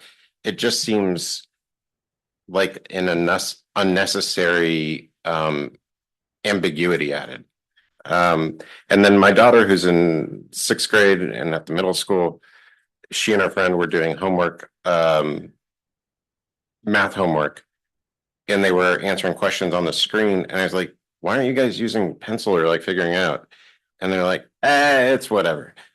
Very 12-year-old. But, you know, that is the process of learning. Take it from me, a person who's not very good at math, that you work things out, or you should ideally, with the paper and pencil, as opposed to kind of just like envisioning the answer and then clicking the correct answer on the screen. In the answers from the board questions, it said that auto scoring is a benefit. I understand that teachers are stressed, and time is at a premium. But the auto scoring as a parent and as a student doesn't seem like too much of a benefit. I would like a teacher to know exactly like what's wrong, or like where my child is strong, you know. It again, it seems like a obfuscation of like a relationship that doesn't seem to be necessary. There was a question about the one-to-one, like the positive effects of one-to-one Chromebook use, and the answer was that it would basically, is there evidence of one-to-one Chromebook leading to positive educational outcomes? And then it's like, we can conduct additional research. And like so many of these things, it's like setting up a system for like more monitoring and like checks without, again, it's sort of like, well, what's the point? Like you're monitoring something to death without possibly a impact or a positive impact. This is not related to anything that was said by anyone in the comments, but in the plan or the presentation, I don't think on the presentation, in the plan, the digital technology part of it is about equity. And then in the questions, it was asked how many kids have subsidized Chromebooks and internet access from the district, and it's like Currently 30s. 32 or so. It's like 2%. So like, Mhm. and using Google Docs, that's not going to make you a scientist. You know, I think it's giving Chromebooks is not the same as like taking a sensor out into the environment and checking like the carbon monoxide levels or something. You know, we have had these cuts that have been horrible, both as board members, students, et cetera. And we are trying to have STEM in schools. But again, my complaint, to be blunt, is that the technology that we use is just Chromebooks, as opposed to like thinking beyond screens and how we can really use technology that's not necessarily off the shelf and a little more creative.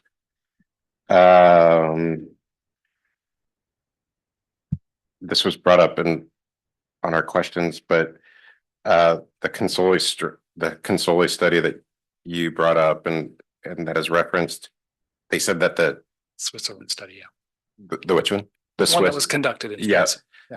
Yeah. They stressed that really two things were impactful for education or tech in the classroom, and that was the TICS survey thing, and that didn't really get too much notice or note in the presentation. So like not having that at the front end is concerning to me.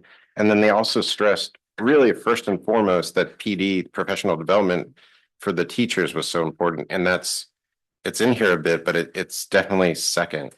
And I know that's maybe like a different area because I don't know, you know, it's more of like a physical purchase plan. But I just think that shouldn't be denied, I guess. I'm finishing up on the last 400 pages. And in general, I think AI, to be blunt, I use AI all the time. I'm like very obsessed, very into it. But the answers in the age of AI, and everything is changing. Having the answers, it basically nullifies the answers because everyone has the answers. But creating a mind that can ask better questions and has better taste in like bringing up these inputs that are, for lack of a better word, real and tangible and artistic and poetic, are more important to eventually use AI, which I think someone else mentioned. And I think two more things. The screen time, I think this is basically like encompassing like if a teacher uses a screen to show a movie in class or that sort of thing. Is that right? Correct. There's some inherent flexibility with the screen technology framework, which includes any visual connection to any of the screen technology within the classroom. So for example, if a teacher is using a flat panel display like this, we want to ensure that it's not on unless it's being used for critical content input. So you turn it off or you put it in standby mode. So that will cut down ambient screen exposure as well. But if they're presenting off of it, that could, in elementary, for example, be included as part of the total screen time allocation for that session. That's correct. Yeah, I mean, so it doesn't just have to do with a student device. In other words, it could be a variety of screen technologies within the classroom, namely the panel, and then of course either the iPad or the Chromebook. Yep. Yeah, I mean, I think my personal gripe or concern is less with like the digital whiteboards. What are they called? Digital Interactive panels. interactive panels. Mhm. Because, you know, kids love seeing their pictures on the screen, and like there is some like instant feedback, and I've seen kids like trace the letters. Clearly, like they could also trace letters on paper, but Right. that's less of a thing. And I think that's just hard to monitor. And again, putting myself in the shoes of a teacher, to kind of keep this time limit of how much like the schedule for the day is being shown on this digital board. It just seems like a lot of things to juggle in the air. And I will also say that I was volunteering last year, and during the art class, there was always a little clip of an artist shown before. And my kid, who's deaf in one ear, like the audio was terrible and like the projection was bad. So it's like, it's not just the screen. If you're trying to present something, you really have to focus on the whole presentation, the auditory and that sort of thing. And yeah, that's basically it. No, I appreciate all your thoughts, and I just I appreciate this. I hope it changes though, or I hope things change. Well, thank you, Trustee Wax. There's a lot there. I'm going to try to unpack some of it in reverse order if I can, because I think it's important to. I think I'm just going to interrupt for a second, and if everyone's good with it, there were a lot of questions in there, and I think some of it was also just really comments as well, Trustee Wax. I think if, rather than maybe going through every single individual, piece to it, maybe we just sort of gather. I'm making notes. I know Director Binder is making notes. A big part of this evening is also to gather input.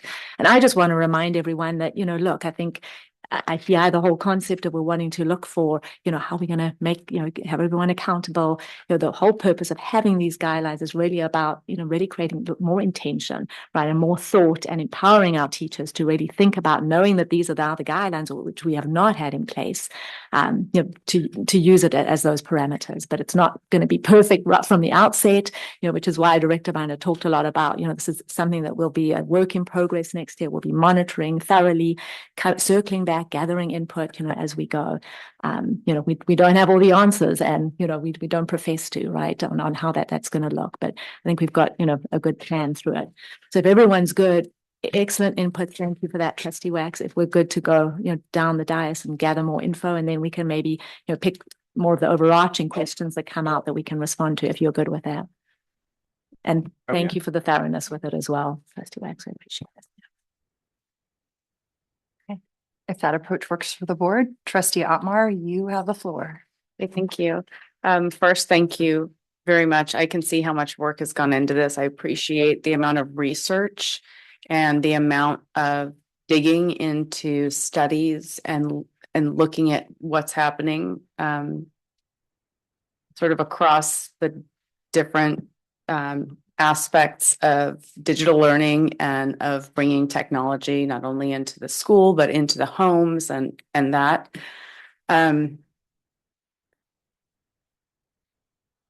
I definitely have concerns about, I'd say, technology just in general. I mean, I think we're all sitting in here in a room of, we're roughly the same age group where we've watched this all unfold in front of us. And it's an uncomfortable space to be, because we've watched it go from a slow, steady pace of AOL and, waiting for dial-up to connect, to all of a sudden the thing's on fire and it's freaking just exploding. So it's a lot to digest, and it's a lot to digest, especially when you have kids and kids are involved, because there are most important things. So some of the pieces, that said, some of the pieces as I was reading through this that came up for me, the first thing that I noticed was the word recommendations. As far as technology in the classroom, when it comes to staff, when it comes to the guidelines, that these are just recommendations. I'm going to make a very broad assumption in that the word recommendations would be followed up by strict policy that comes from the district about what is appropriate as far as time and what's healthiest for kids. I think having a general recommendation, you could have somebody that completely adheres to that. And then just like in any profession, and I'm not trying to discount any teacher that's out there listening, but there may be somebody that relies more on it than another teacher. And as time goes on, it's just like a leather shoe, right? The longer you wear it, the more comfortable it gets and the looser it gets. And so if it doesn't start out super tight, eventually it gets loose to the point where it no longer fits. So the word recommendation just didn't sit well with me. I also feel like, in a world of so much exposure to technology already with our kids, a world of social media, adding extra screen time, especially to the younger grades. I think about elementary school. It's such a formative time that I have a hard time supporting the structure that was laid out as far as time. 10 to 20 minutes with 3 sessions per day for K through 2. I don't see the benefit of that. And the 15 to 25 minutes with a max of 3 sessions for grade 3 to 5.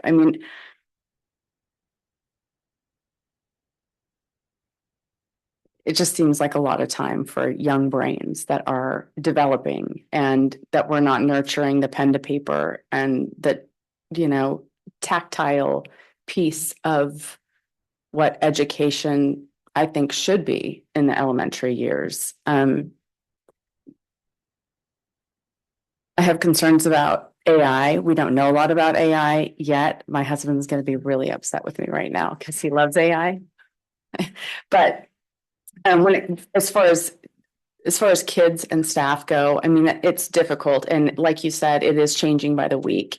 And it feels like introducing that into the district, even if it is through Gemini and even if it's through staff use, it feels experimental. Because I've used AI before and, you can tell it to be as accurate as you want and it's going to tell you something way off base. And then you have to remind it that it's not allowed to make a mistake. And so at what point have you taught something that is incorrect and AI based? And so I have a lot of concerns around that. The auto scoring piece also that you brought up, that piece to me feels like if that's something that we use within the district, I feel like that piece is missing.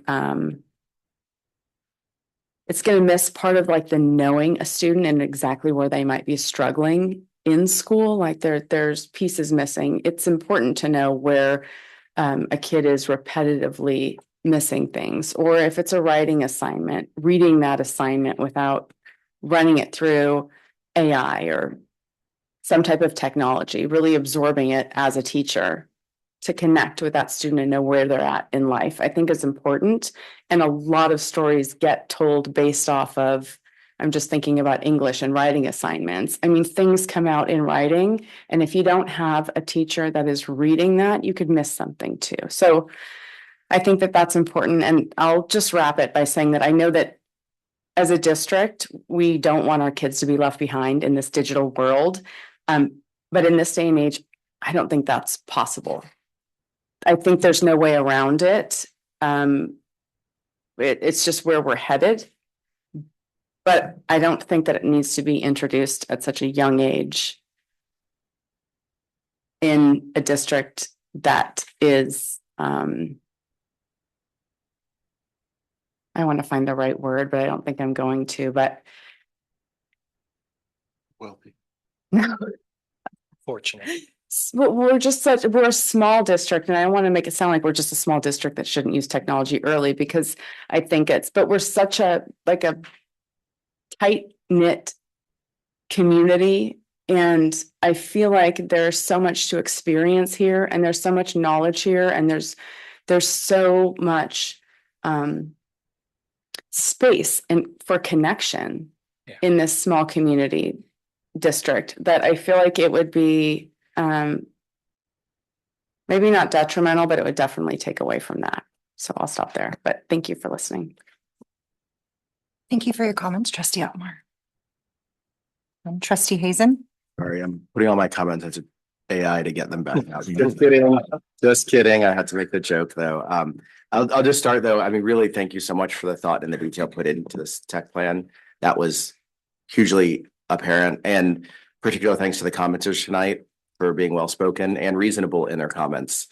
I personally am a huge proponent of technology when used properly, and we had a great example thanks to Trustee Otmar's comments earlier about the use of Ms. Portello's digital anatomy table, because unless we have plans to bring cadavers into PG High, that's a great example of how technology can be used for educational purpose that we would not have access to otherwise. And that is the fundamental, to me, connection that was made and just needs to be pulled throughout the tech plan, if that makes sense in my mind. And so time limits, again, it was encouraged to see them, but I really do think that's not enough. It's really that idea that was brought up with the SAMR tool, I think it was, that it's, that augmentation. What is the use of tech? When every time technology is being used, there should be a defined use. And it's not asking the teachers to defend it or things like that, but making sure that's part of professional development, part of curriculum development, SIPSAs, et cetera. Like, what does good use of technology look like?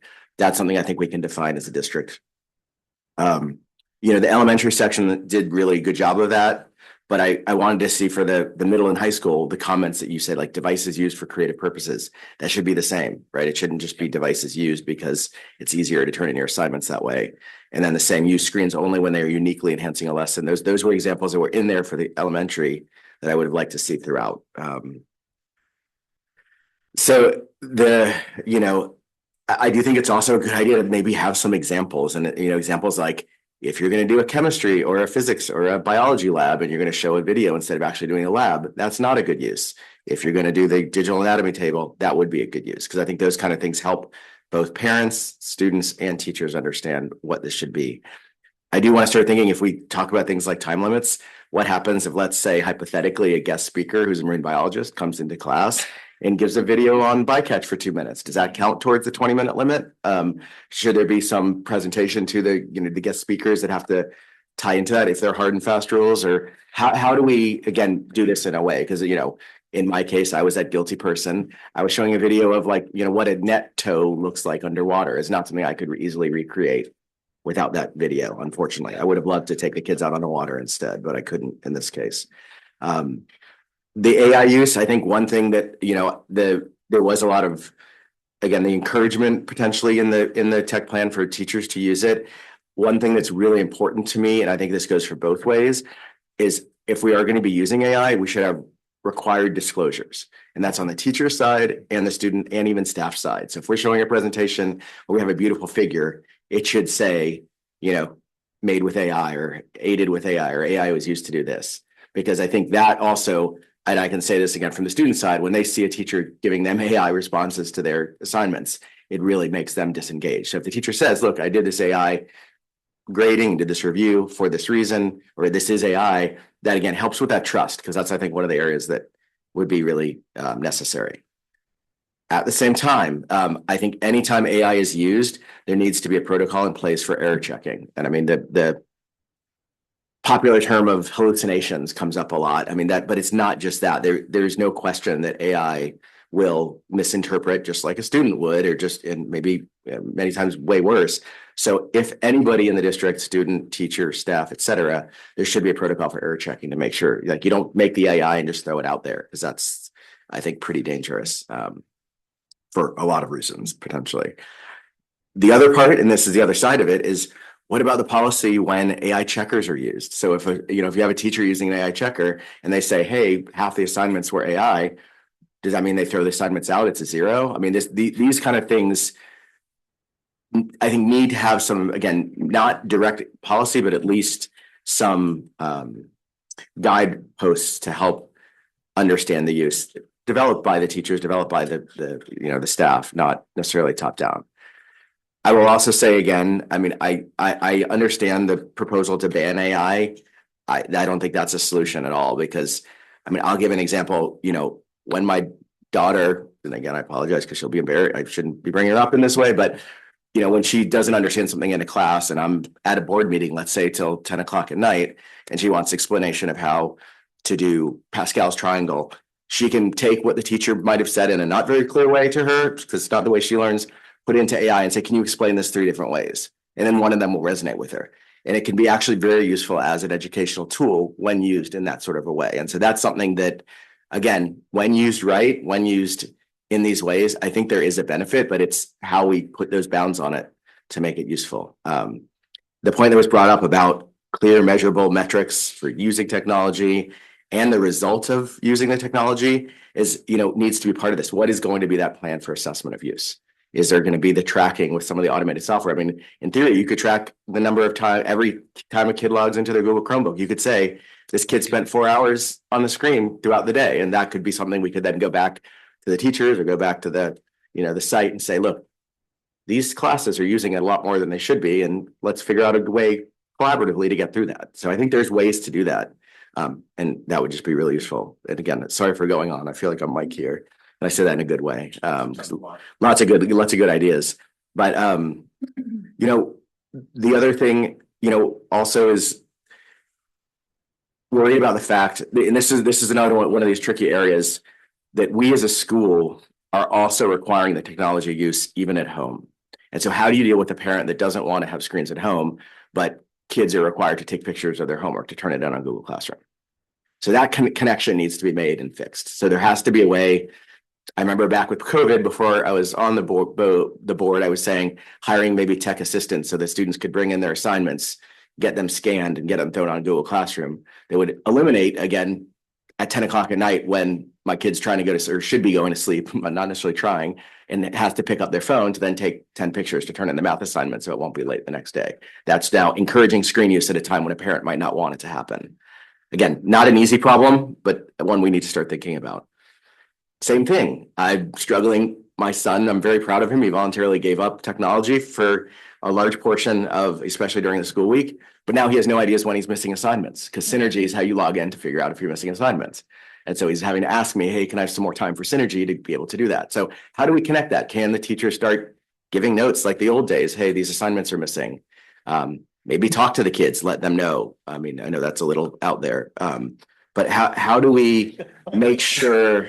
So I didn't mean that in a negative way, but it's just, again, I think we use technology as a crutch by human nature, and we need to look for those ways to reconnect, because those are the difficulties that I think we have in teaching kids, that this isn't, something they always need to use. The last point on that one, and then I was going to do one quick response to Trustee Altmaier, but the last point on this was the same thing. This idea of opting out is a really interesting one, and I would love to think about what that could look like, because I don't think it's going to be easy given how much technology is part of the daily life. But maybe there would be a teacher that would want to be, hey, I'd like to do a tech-free semester, or maybe part of the wheel, or I'd be interested in exploring what that could look like. So if there is a parent that wants to opt out from screens at school, we could see, is there a niche? And then if that niche starts expanding, maybe we need to look into that as, how do we advance the curriculum that way? Not sure what that would look like, but again, that's why I'm not the smartest one in the room here. And then the last point, just what you're saying about not being left, the point you made, Trustee Altmaier, about not being left behind in technology, is the problem that I see and have seen with my own kids is that it's that unfettered tech access 8 hours a day or whatever. You can get the access and you can learn how to scroll on YouTube and TikTok. But part of what we should be doing as a school, and what we should be doing as a society more broadly, is teaching, and this was very clear in the tech plan, but teaching kids how to use that technology. And if we don't teach that, then it's going to happen. I mean, I remember telling my daughter she's not allowed to watch R-rated movies, but then she goes over to the friend's house and they're watching lots of R-rated movies. So it's that teaching of how to use it and how to advocate for yourself when it is approaching those levels where you don't want to be. That is not an easy task, but one I think that we should be trying to take on. So thank you for my 5 minutes of monologue. Thank you for sharing your comments and perspective. That's why we're here. Clerk Schmoss. Thank you so much for this plan. I think you did just a wonderful job of laying it out and giving us a tool to really start with. And I would, this is a tool to start with, and I know you know that. And so the one thing that hit me is that really it's going to be different for the different levels, and it has to be. And so a lot of what people are talking about, I feel we're much more geared toward the elementary when you talk about screen time and that type of thing. And then screen time is, how do you define that? Because, screen time can be you're reading something on your Chromebook, so is that objectionable or, and so what is the evidence saying about eyeballs on the screen? And to me, that's what we should be guiding ourselves with, because we are not going to be, hopefully we're not going to be having kids doing, games on their screens. Because those are definitely programmed to capture the chemistry of the brain and not let go. I've seen it with my grandson. It's scary. So we're not doing that, right? So that can be, it's like I said, in like YouTube. Yeah, we don't need YouTube. They can go home and use YouTube. School doesn't need it. But yes, so for me, it's really about the separation between elementary, middle school, high school. Such different levels, such different needs. Those things should be sorted out. I love the plan because you are putting forward their recommendations. That means they can be totally changed. It's start here, and the teachers are going to give feedback. The parents are going to give feedback. So the other two things I just want to say is, okay, we mentioned the word library. So since we don't have any librarians, we need to just say media techs, because we don't have librarians anymore. That's not a job description. Our job descriptions now say media techs. So that's just one little thing. The other thing I want to ask you about, you have security cameras here that you're in charge of. You're in charge of a lot. You're in charge of. We split this, yeah. So this kind of question maybe for Josh too, like, would that be better outsourced to a company to work with that or not? Like, it just seems to me that you guys having to also deal with security cameras, it just seems like an added extra work for you. We have a lot of work for you guys, but go ahead. Actually, the security cameras are monitored mostly by the site, by the sites. So that ties into your work. So I manage the system. Yeah. The sites are the ones, when there's an issue, they have the authority and the power to see what happened in that situation. Okay. So every once in a while they call me in, but most of the time it's them doing majority of the work.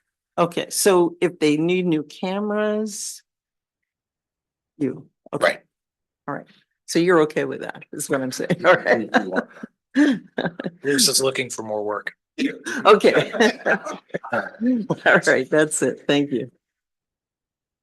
Thank you, Clerk Shamas. And I think with regard to the security cameras, we're filling in blind spots that we still have.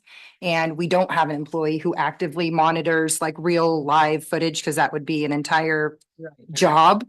But we do have the sites who can look back and see what happened, and hopefully we're filling in all those spots that need to be monitored as well on all of our campuses. Made for great that progress increase on that, I in know. learning. Yep. Yeah. Okay. I know you've heard a lot of comments, and I would probably echo a lot of what was said, so I'll just stick to the things that I don't think I've heard yet. I'll start with thanks and gratitude from staff and admin staff, as well as the site level staff who've contributed to the plan, and the teachers who took time out of their busy days to offer their experience and their expertise. I agree with you that this is like a tool, like this is a plan in real time. You know, AI is going to change in a week. Technology is going to be changing ongoing. So kind of the way I look at it is it's our job to put the feedback and gather input and kind of be in constant conversation about, you know, what would best meet our students and staff needs. So this is like a living document. So I appreciate where we're at, and this is a great starting point. I will now start with my own experience with AI recently.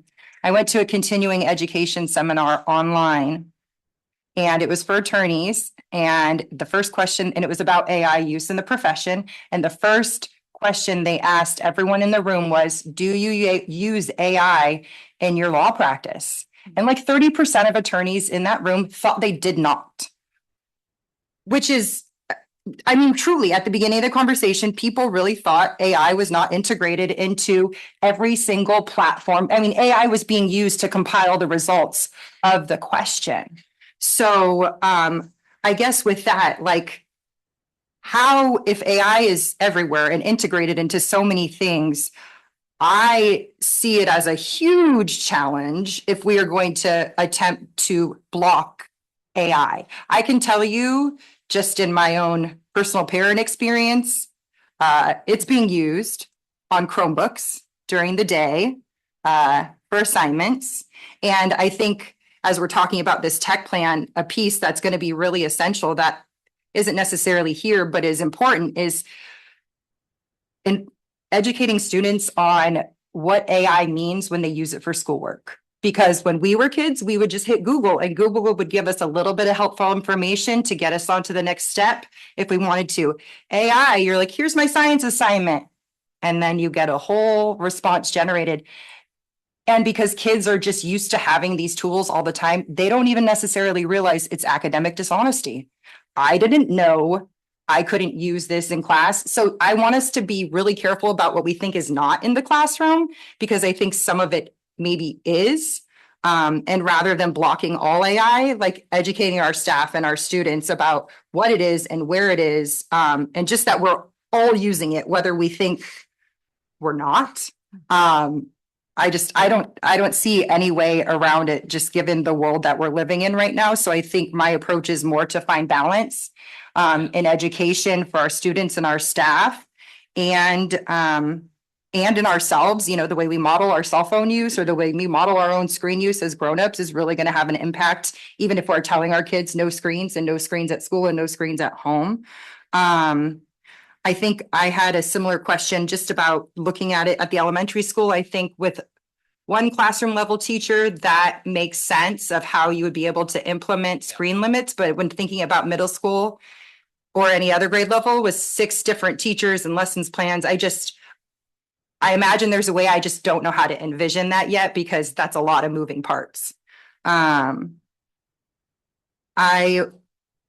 also know that we have recommendations that are being made right now, and they aren't requirements. So is policy something we can look at in the future to kind of cement where we're at? But then also on the other side of it, if this is a plan with recommendations and it's ever evolving, where should we be putting our efforts into enforcement and implementation? I don't know exactly. Do we know, kind of looking at these guidelines that we're creating for all of the different grade levels, do we know what kind of screen time use is going on in classrooms right now? And then I mean, I'm sure it's different for every classroom, but how does this compare to what teachers are doing? Is this going to be a huge change in kindergarten from lots of screen time to 1 hour or less and kind of across the levels? I'm just wondering like if this will be a big modification from the norm of who's using what, because I don't know. What else? I think that most of the trustees have covered other things that I were going to ask. So rather than belabor, we've all thrown about 40 minutes of questions at you. So, I'll just mention one thing. Yeah. I will. Okay. I'll give it back to you, Dr. Adamson. And also just to note, it's 9:40. So, I have a feeling we will be extending our meeting. Do we want to do that now? Just so we can continue the discussion and, okay. We've got this item to get through, just so then at 9:55 or 57, I'm not looking back at the agenda. We have this item to talk through, and then we have the board requested fiscal support review. How long?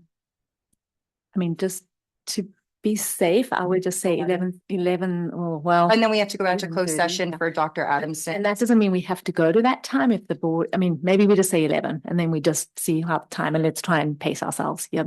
Well, maybe we say 11:30 because then we're not trying to scramble at the last minute and people are getting cut off if we don't have time. And if we go much shorter, that's great for everyone. I'm not hoping for it. I'm just trying to plan for it. I see your I'll be honest, I don't know how much use I'll be after 11. 11 I would make a motion, I would say 11, and if we don't cover an information item, we can always bump it. I love this. Okay, motion made by Trustee Hazen. Happy to second it. We're not staying past 11 tonight. All those in favor, please signify by saying aye. Aye. Any noes? No. Okay, we're extended to 11 p.m. Thank you for the pause to do that. Sure. I'm just gonna touch on a couple of things that I think came up to the Director Binder, do surface. you mind if I just speak to a few things first, and then I'm going to defer to you on a couple of those things, and then yes, whatever overarching, and again, we're just keeping in mind time and that I don't, I think some of the themes that came up for me, and the reason I want to also speak, I think we've got to also remember, Director Binder, Director Lewis, they're kind of in charge of sort of the plan and putting it together, but we're working together with all of our various departments. There's a component to the educational services piece, the student services piece. So, I want to talk from more of a sort of a larger lens there. And then, I'll defer to Director Binder. One thing I want to say that number one, this has been a topic at some of our recent superintendent's meetings, with all of our other districts in the county. I was the one who ended up actually putting it on an agenda a few months ago. It hadn't really been brought up at all. And I was curious to kind of see, knowing this was coming forward, where were other districts, on this? Initially, sort of crickets, I had to kind of sort of facilitate this topic, kind of talk a little bit about what we were doing, and really that's what got things moving. And it's very clear that that it was an important conversation. There were great questions asked. Director Binder actually came to one of our following meetings to sort of present to all of the superintendents. We are in a really good place. I'm just going to tell you that right now. Having this with what we have, just even the fact that we've got some parameters in place that we have sort of vetted, that we have sort of agreement with our teachers on, so just to give you an idea of, where there are no answers, there are some districts who are just kind of waiting for feedback and waiting for other districts to, develop and things along these lines. So really just want to say that, and for that reason, to kudos to our educational technology department on the work that's been done, and to all of our staff involved. I'm so proud for that reason as well. And I think that's important for the board, to be aware. And, even with the county currently, they're not giving, just a lot of, guidance. I do want to remind everyone that currently our state standards, right, the teachers are required, it is mandated that they are teaching technology as part of their instruction. There's very clear language in our state standards that talk about at various grade levels that teachers are required to include this in the instruction. It's very specific on, developing products that, use technology, doing research on technology. We have to prepare our students for the state testing. That is all online, right? And so, that begins in third grade. So, we need to just keep that in mind as we're thinking about, what these guidelines are. So to some, it may sound like an hour, a day is a lot for, a second grader. But when you kind of put it all into place and think about everything that's got to be, the teacher has to prepare students for during that year, it balances it out. However, there was a really important question asked by several of you. How do we monitor what counts as screen time? That's going to be a question I defer to, Director Beinron about how we, consider that. Does it include if a teacher's showing a video to all of the students, right? If we're reading a book online. So I think that's something definitely we're noting, and I think it needs maybe a little bit more information on. I think that was it. What is screen time? The teacher, voice in this, I think, is an incredible, incredibly important. What I would really want all of you to know is that many of our teachers themselves in their feedback, I think over to, a recent presentation that, Mr. Binder did at the middle school, for example, and really, what we were hearing from teachers there was very much on the lines of they're wanting to, do less and, sort of come up, with these and really, as we're presenting these guidelines to our teachers, they are in favor of this. I think they're looking forward to having more specific guidelines that they can use in planning. So really just wanted to point that out. No argument in the fact that face-to-face is important, that, writing, reading, on in an actual book, that there is absolute agreement, I think, across all of our teachers, the need to develop that balance. And absolutely, I think that's what this plan is about, right? In developing more of that intentionality and thought with our teachers through in ensuring we're including, training and PD for them to do just that. But, Trustee Shamas, you said this is a start, right? And that's how we're looking at it. It is a start. It's something we've got in base. We are ahead by so many other districts in that regard of the work that we've done. And this is not something that's just been put together in the last 2 months, right? It has been thoughtful. It has not been reactionary. And that's something I think I'm incredibly proud of as superintendent of seeing this work that's been done. And then really, I think just, great question as well. Is this going to be a big change from what our teachers are already doing, right? And I think that's a component as well. I think there may be variations there, but, kind of just understanding and knowing. So, really important there. But I think so. I'll pick it up right there, actually, really quickly. Consistency of practice, that it ties directly to the professional development, professional learning, and the structures we already have in place through PLC process, professional learning communities, working closely with Dr. Hagquist on rolling out next year some focus on how to identify active engagement using the SAMR model, using the EdTech triangle, referencing the ISTE standards, teams of teachers working by grade level or by department. That's the fabric of the PLC process. And that's how you change practice on a consistent level. When we get teachers together talking about lesson design and planning, co-planning lessons, where they're referencing these barometers of intentionality, and they're reflecting on their own practice. Oh, last year I did that assignment using Google Slides. I don't need to do that anymore because it's only getting them to the substitution level. Reading textbooks on Chromebooks, that's a thing that's going away because that's direct substitution. They can read the hard copy textbook. Doing a worksheet on a Chromebook is no longer acceptable practice. These are conversations that teachers will have in collaboration when they're working in their PLCs. So I'll just touch on that. That's one thing I think we need to keep in mind as we move forward in this plan. How to monitor, that also surfaced as a concern, understandably. Director Al-Ghazi and I have these data. We know exactly how many hits each student has performed in a given time limit online. We know whether or not that's evidence of them surfing and going at the various sites. We can see which sites they're trying to get to. Are they gaming sites? We can see whichever sites they're on at what time of day. And it sounds big brother, I'm sorry, but that's the reality. We have this data. And that's going to be some of the quantitative data that we reflect on as we look at whether or not we've got consistency of practice around this framework of screen-based technology in the classroom and how much of it is being used.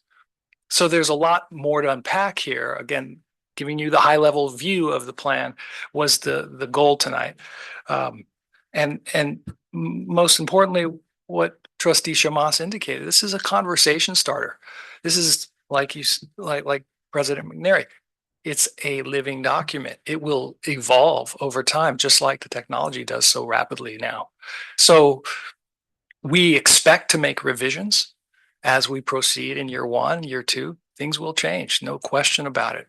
We have no idea where AI is going to be in next year, let alone after this summer, quite honestly. It's incredible. I mean, we got to really take a step back and look at where we are right now. And also, and I'm speaking for myself, we have to resist the temptation of using AI for entertainment or amusement purposes, because we don't know where this is all headed. And so that's really the guardrail we're trying to implement in this district with regards to the use of AI, first and foremost. And I liked your ideas about, how do we get policy in place? Well, if students are caught using an AI checker, we already have a policy. That's academic dishonesty. That's subject to discipline. Now, how teachers discuss that and to what level they take action, that those conversations will occur in the PD. One comment to that though, AI checkers are not foolproof either. Oh, we know. So that's my point. I mean, you can't use it as a strict. You're absolutely right. We heard it from our pilot teachers. They're using AI checkers at the high school in the English department. They're the ones who provided the most domain expertise in this area for the plan. And so we know that they are imperfect instruments, just like AI is. AI is an imperfect instrument. It's going to, like you said, hallucinate half the time, and it requires strict human oversight, which is exactly what we placed in the plan as a foundational requirement for its use. So I'll go on and on, but I know people's time right now is limited, and I want to make room for any other comments. Thank you. Director Algazi? Oh. All right. Let's stay behind the scenes. Okay. Trustee Wax. So just real quick, I mean, with that AI checker comment, to go back to the blue books, like what would be the negative, I guess, of going back to blue books or, whatever. Yeah. I think that's like a question that I have.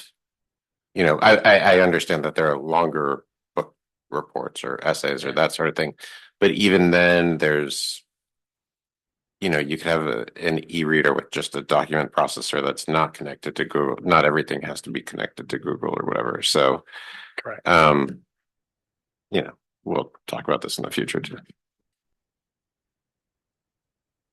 Okay. We definitely will. In fact, this has been a really great discussion.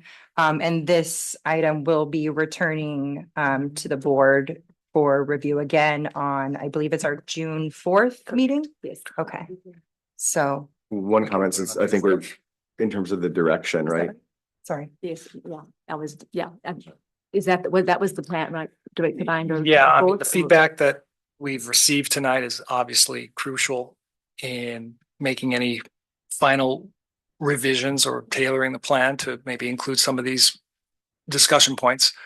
And then we can bring it back for another pass. And then hopefully we can secure board approval on this, obviously, before the start of next school year. That's the intent. The one thing I was going to ask, and I know obviously there's something of the interest of the board, but I do like the idea that we have a facility subcommittee, we have a budget subcommittee. We have already a tech committee kind of working, but do we want to formalize that a bit more with potential community engagement nights along the process to make sure maybe once a year, twice a year, there's the opportunity to get this input? Because I do think that's we could definitely, we'll talk about that and see what we want to do. Yeah, as you said, yeah. There's a tech committee at one of our schools already, and there's more of a staff tech Absolutely, committee. yeah. So just expanding that a little bit more. And But I mean, to that effect, you bring up a good point. How do we evaluate the success of the plan's implementation? What, besides using the quantitative metrics that we just spoke of, we also have some qualitative pieces that we're looking at, satisfaction surveys for parents, on the ground, classroom observations to see what the degree of perpetual technology use is and how it's being used. Obviously, that's going to weave into observations at the site levels. So some other kind of story-based anecdotal information that we'll collect as well over the course of the duration of the plan.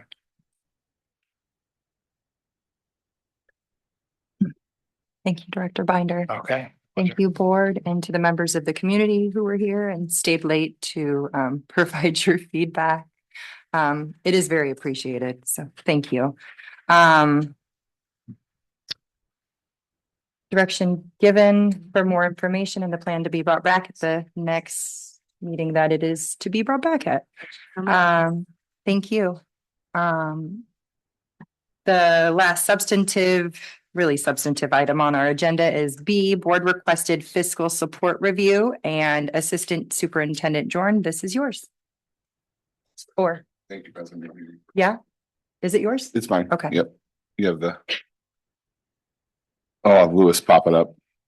This was developed. Yeah, AI. Both of them. So was his. We love Gamma. It just helps you put present. What is Gamma? It's an AI.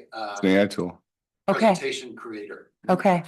So It was on the bottom, the little Gamma symbol was at the bottom of each page. give it a document or some kind of prompt and it generates a whole presentation for you. AI. I don't like that. That needs to be completely reviewed. Yeah, but if you do it the right way, which is develop an outline first, right? And not a prompt, you get what you want out of it. And that's the way I use it. Okay, tonight we're going to talk a little bit about a recommendation that came from the board, taking kind of a more focused look at potential consulting services to support and assist with our ongoing budget work. This is part of a broader effort to ensure we're making well-informed, thoughtful fiscal decisions as we proceed into the next fiscal year. Of course, we're walking into the budget adoption period, which here is in June, but then the whole process repeats. So two firms we're going to talk about tonight specifically are the Fiscal Crisis and Management Assistance Team, known as FCMAT, and School Services of California. FCMAT was actually born out of AB 1200 legislation. I've said that quite often, but AB 1200 is essentially when a district is approaching receivership, which is not able to maintain their 3% reserve for economic uncertainty. So that's where FCMAT came from. School Services of California, they are a for-profit entity that also is kind of tied back to the AB 1200 legislation from the 90s. Both organizations are well established in the state of California. Both organizations work with school districts all of the time. And at the board's request, staff's bringing this forward for simply informational purposes tonight to determine what our pathway might be moving forward. Next slide, Lewis. So taking a look at the two partners we have here on the screen, FCMAT offers three primary services. First, one of them is a multi-year projection, or MYP, providing a detailed look at our financial outlook over this year and two subsequent fiscal years. They also perform a fiscal health risk assessment analysis. They do this for districts that are in fiscal hardship, but they can do it for any district. They evaluate the overall fiscal stability of the district and identify any potential concerns or areas of concern that the board may want to take up. Third, they'll do an internal processes review focused on assessing our district's internal controls and business procedures. School Services, on the other hand, offers two services. They're both designed to help align programs and staffing with fiscal realities through structured and collaborative process. One is a comprehensive budget review, which provides an external perspective on our current financial plan. Next slide. Okay, option one for FCMAT. FCMAT's multi-year financial projection, or MYP assessment, is something that they do provide districts. Again, districts that are struggling with developing multi-year projections that do not show upward growth in reserves, those that are experiencing multi-year deficit spending, or those that are closely approaching a potential 3% economic reserve. For our district of our size, something like this is a scope from them. It would require about 3 days of work on site with an estimated total cost of around $3,400. The process is structured kind of in 4 steps. First, they do an orientation meeting FCMAT team meets with the district leadership team to outline scope. This is something I talked about at the last board meeting when this was discussed. What scope would the board like us to look at? Well, when FCMAT comes in, they're going to sit down with leadership. And of course, at that point in time, the district's going to have direction from the board, what scope we would like to have them look at. They want to clarify the purpose for the project and then review a schedule for their time on site. Second, they start the fieldwork process. That's during that phase, the team develops an independent multi-year projection tool. It includes fiscal year and the 2 following subsequent fiscal years with detailed cash flow analysis. They do this with data given to them by the district office. Predominantly, it comes out of our SACS accounting software, something that our office uses to build the budget, do first interim, second interim, and so forth. The third component is an exit meeting and a letter, which is the conclusion of their on-site work. That comes to us in about 10 business days. And the district, and basically it's a summary. They summarize what they saw, and they provide some recommendations as to making changes within our internal practices. And that district letter is something that they would bring forward and present to the board. It's 3,400 or 34,000? 1,000. Yeah, is that okay? 30. Did I say 100? 34,000. Okay. Next slide, Lewis. So here's the fiscal health risk analysis tool. I'll give you a little bit of perspective. When I went through the 2-year training to be a CBO, this is something that we did through the USC program quite a bit. We looked at FHRAs to determine what districts may or may not be moving towards AB 1200 receivership. It is a pretty healthy look at a school district top to bottom. It's a great fiscal review tool. The deliverable is essentially the risk assessment that they give us at the end. It gets published on FCMAT's website. It's something they present to the board, and they outline any of the potential areas that a district might have that could put them into receivership. Again, the focus on all of this is keeping a district out of receivership. Through all of this, all of these items and scope items, they do make recommendations, but they're making recommendations about processes, not making determinations for a district as to what they should or should not do as it relates to program. I just want to be clear about that. The core objective with FCMAT and the FHRA is to establish a 20-factor framework to evaluate the district's overall fiscal health. In terms of what the process looks like, it begins with an orientation meeting, follows the same steps mentioned in the previous slide associated with the MYP services. Similar to the previous service, both a draft and final report are produced. They're published publicly on the FCMAT website, and then the board would receive an update from FCMAT at the end. Next slide, Lewis.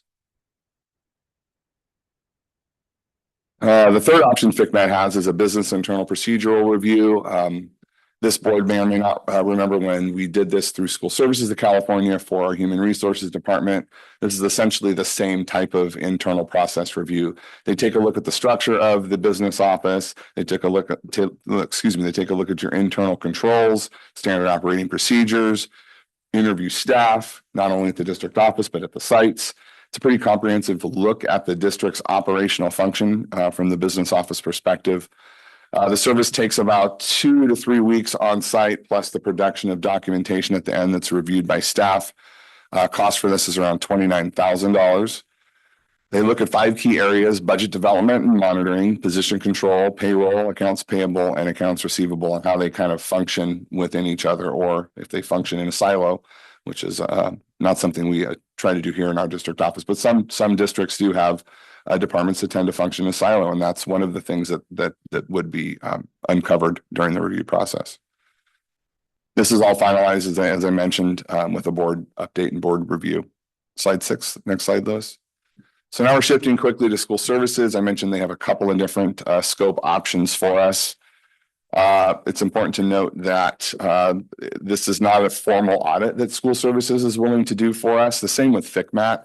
They don't consider these as audits, right? We have an audit team that does our auditing for us. We are currently in an audit. I joke all of the time about this, that we are in an audit all year long. We literally are in an audit all year long, whether it is your interim audit, mid-stage audit, final findings audit, unaudited actuals audit, and then final actuals audit.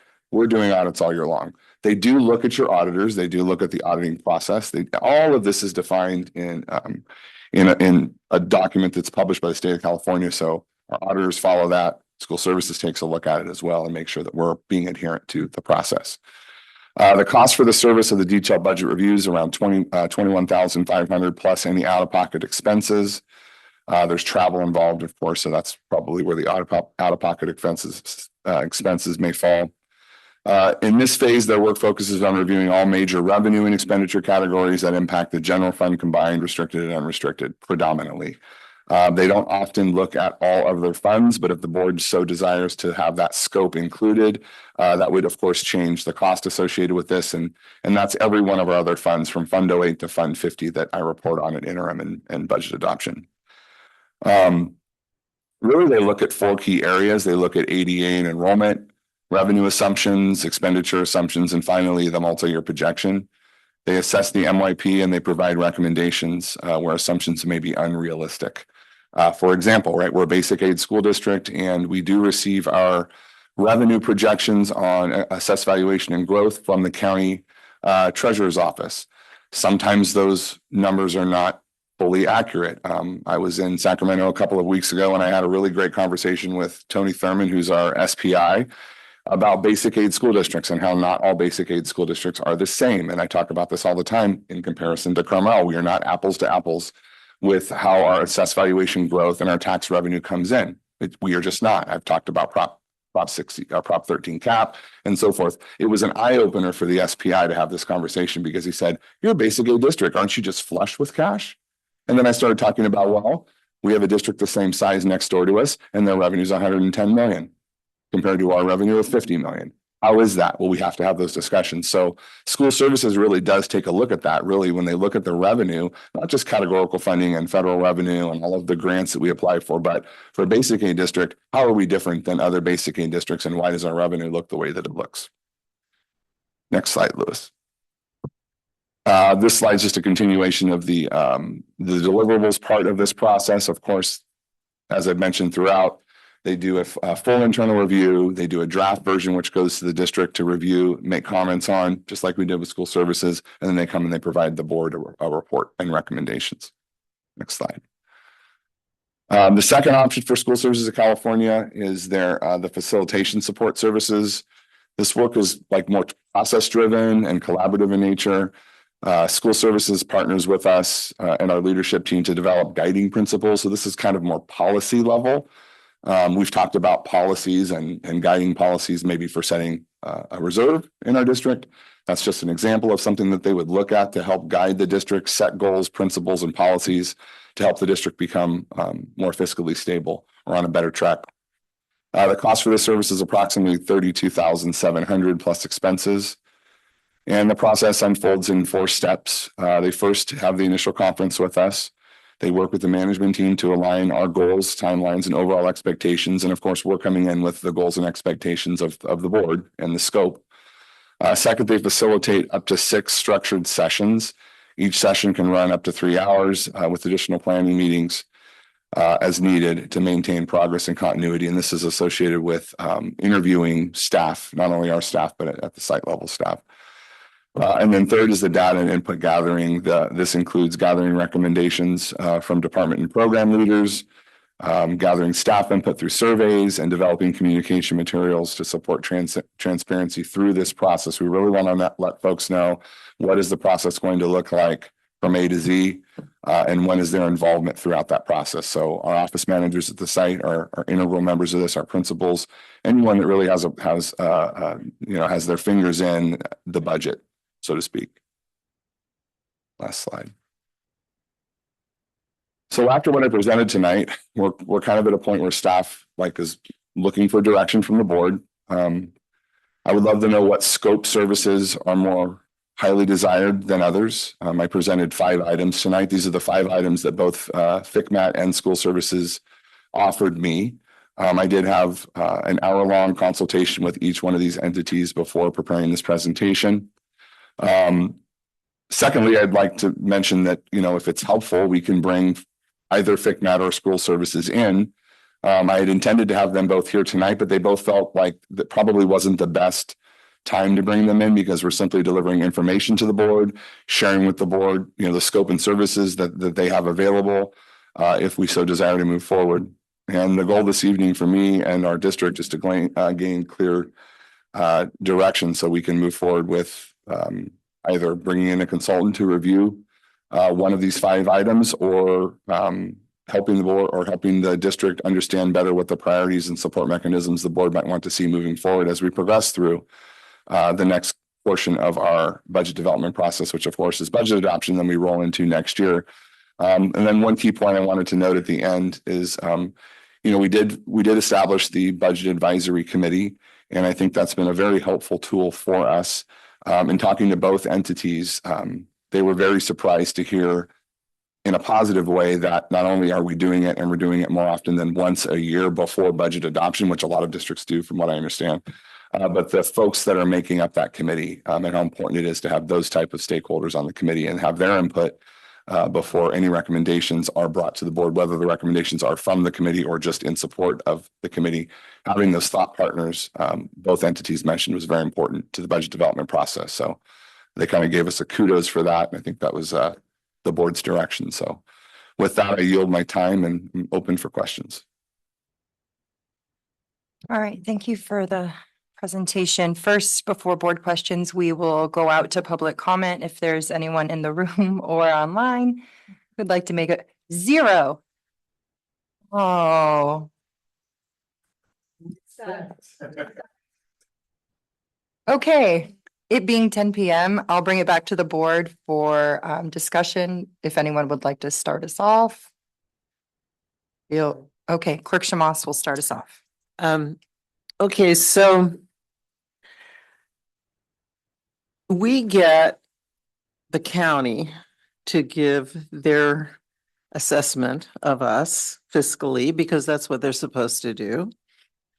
And I'm assuming that if they thought we needed FICMAT, they would recommend it, would they? Yeah. Certainly. Okay. Absolutely. Yeah.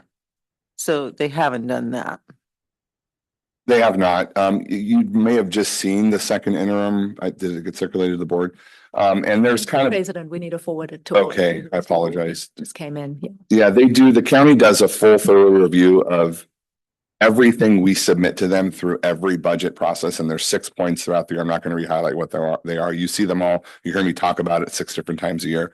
And then they give us a summative report, right? And in there, I would say it predates me. There's been this disclaimer that the district is continuing to deficit spend, and with the district's reserve levels where they're at, the county understands that this is not the most appropriate way to operate. However, it doesn't put us in fiscal crisis or projections. Doesn't put us in a multi-year projected fiscal crisis. It's a paragraph.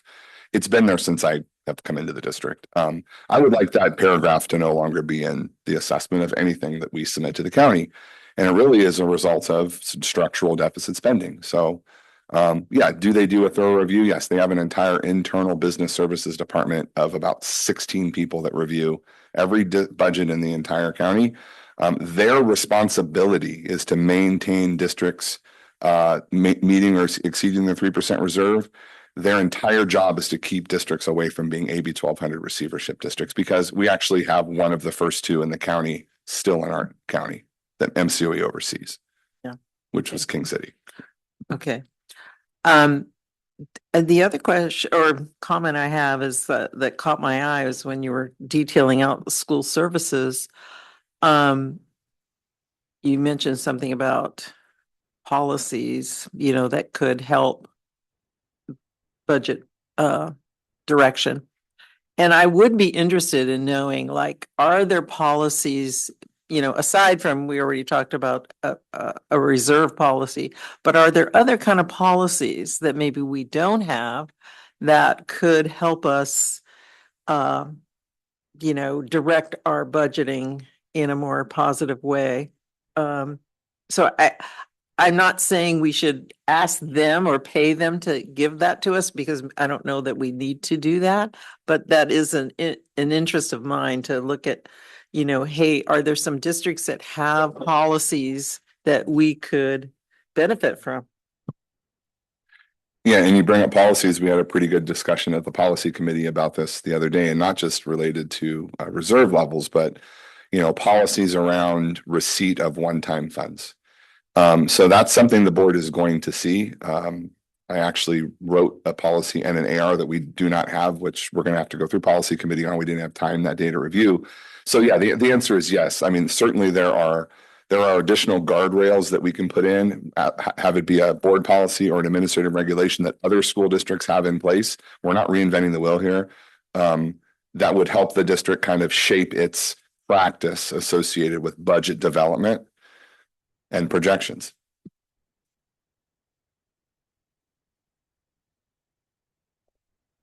Anyone else? Are there any services that either organization offers that you feel would be like as an outsider, the business process review thing seems like something that you don't have the people power to do right now. Would that be helpful, or would there be some other process that they could do that you would think would be helpful, but just don't have the bandwidth to do? Well, I'll say over the course of in transition from our prior fiscal officer to our current fiscal officer, I have had a couple of retired annuitants working for us, and one of them worked on an internal controls manual. Her and I, Cheryl Beller, she's a retired fiscal officer for Carmel. We worked on an internal controls document for us, which really is something that I could hand to, let's say we hire a new accounts payable person. We did just hire a new one, but let's just say, for argument's sake, we can hand them that desk manual, and it essentially tells them what their daily, weekly, monthly, yearly duties are associated with everything from excise tax to processing AP payments. So that was a wonderful exercise that and now we have a tool we can use. That would have been something I would have liked to have when I started at this district, and it is something we have now. Like the tech plan, it's kind of a living document, right? We're making changes all the time. Does staff have the time to constantly update that and make changes? No, but through our department meetings, when things get flagged as an issue, or we need to make a change or a pivot in the way we do things, we certainly memorialize it in that document. So I'd say that was helpful. I mean, we did it internally with the support of some retirees. The fiscal health risk assessment that FCMAT does, it's a great tool to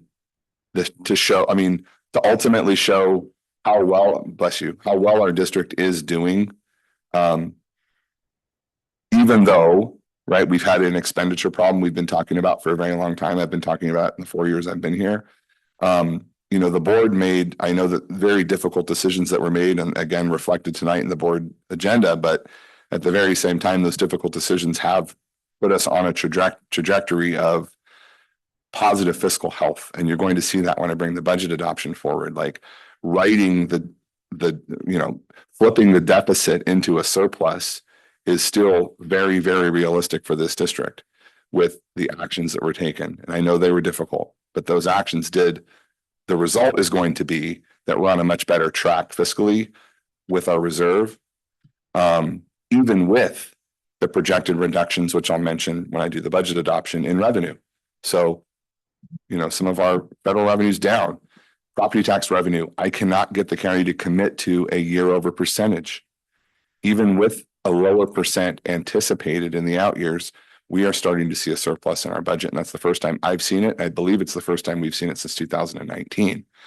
So back to your question, which I meandered off of there, I tend to do, Trustee Wax. I see some benefit in having another set of eyes help us refine processes, look at internal controls. I think that my fear associated with that is kind of the result of the human resources study that was done through School Services of California. There was a cost.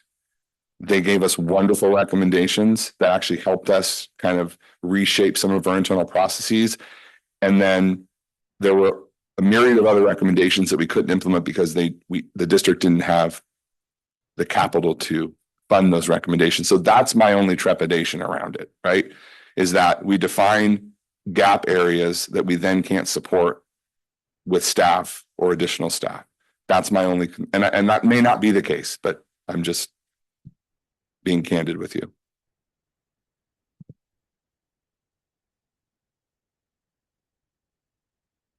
Okay. Any other trustees wishing to make a comment? Clerk, or not clerk, you're simply trustee Hazen. Simply trustee Hazen. I would just echo the two points. I mean, one, I believe if we were in this stage where we needed FCMAT, we would have been told.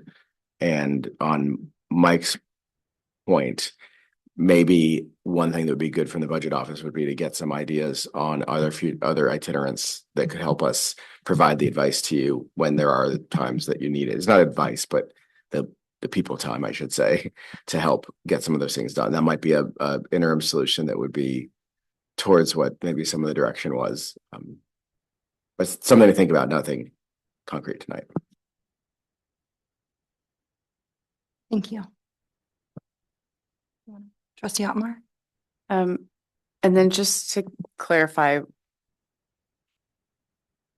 you feel like this would be beneficial. However, your hesitation is like from school services that we are being presented with something that we can't facilitate. Overall, though, you're feeling like if one of these was selected, let's say the option from FCMAT, you do feel like there would be benefit as far as cost versus benefit. Yeah, I mean, there could be a benefit to a fiscal health risk assessment analysis for the district.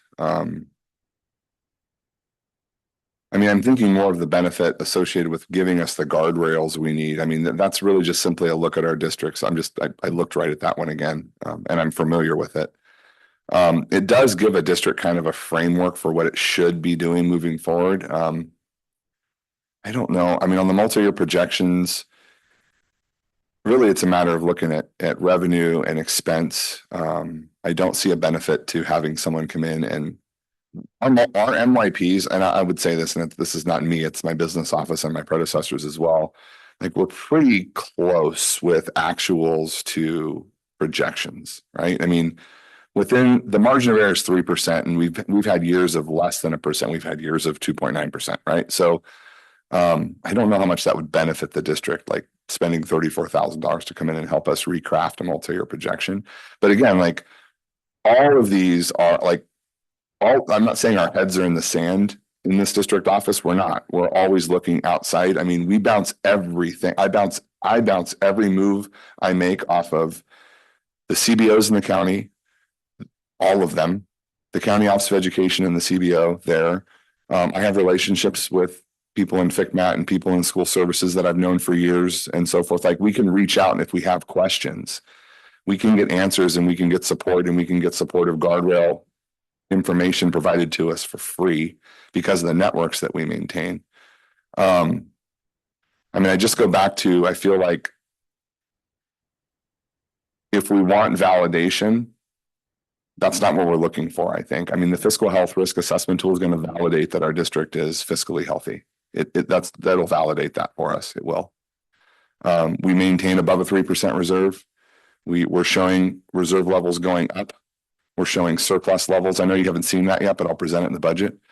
So I'm not sure how much that would help us. I kind of go back to Trustee Shamas's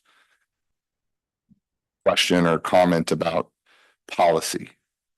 I certainly think we need to establish policy or administrative regulations related to the receipt of revenue, tying that revenue to expense, and with a clear understanding of expiration of revenue. One-time revenue tied to specific expense means that the expense has to go away. I mean, I hate to say it that way, but like, we can find other alternative solutions, but and I mean, that sounds simple enough to say, but I think we need to look at that more than anything. And listen, we're in the same boat as everyone right now. So 23 and 24 districts in our county are deficit spending in 25, 26. All have positive certification, just like us. But that doesn't mean it's not an issue. So I'm sorry I completely danced around your question. I apologize. I mean, do I see a benefit to support? I do. I just don't know which scope would help benefit us, to be honest with you. I guess that's kind of the piece I'm looking Yeah. for too, because it's so broad too, that it's hard to know like what specifically is going to help the highlight things that we could be doing better. Whereas, yeah, so. Okay, well, thank you for that. It's okay. Trustee Wax? One more thing with the itinerant, the extra helpers. Do you have like a rough estimate of how much was spent with? Yeah, so I had two retirees. It was around $12,000, I think, just under $12,000 for the period of time from when our fiscal officer left us and we had no one in that position. And we brought a retired annuitant in to fill the position until we hired the most wonderful asset that I've ever found in a business office, which is Carly Adams, our current fiscal officer. She's a rock star. And then Cheryl Beller helped us with this. It was a project based only. I think hers was in the neighborhood of around 3,000. I think that Veronica was in the neighborhood around 8. So that's 9,000. It might have been under $10,000 that we had that support. But that was daily, right? That was not like for Cheryl, it was project based. She did the internal controls manual for us. And I think that there was value, that there was absolutely value in that because this district did not have a desk manual for the business office. We have one now.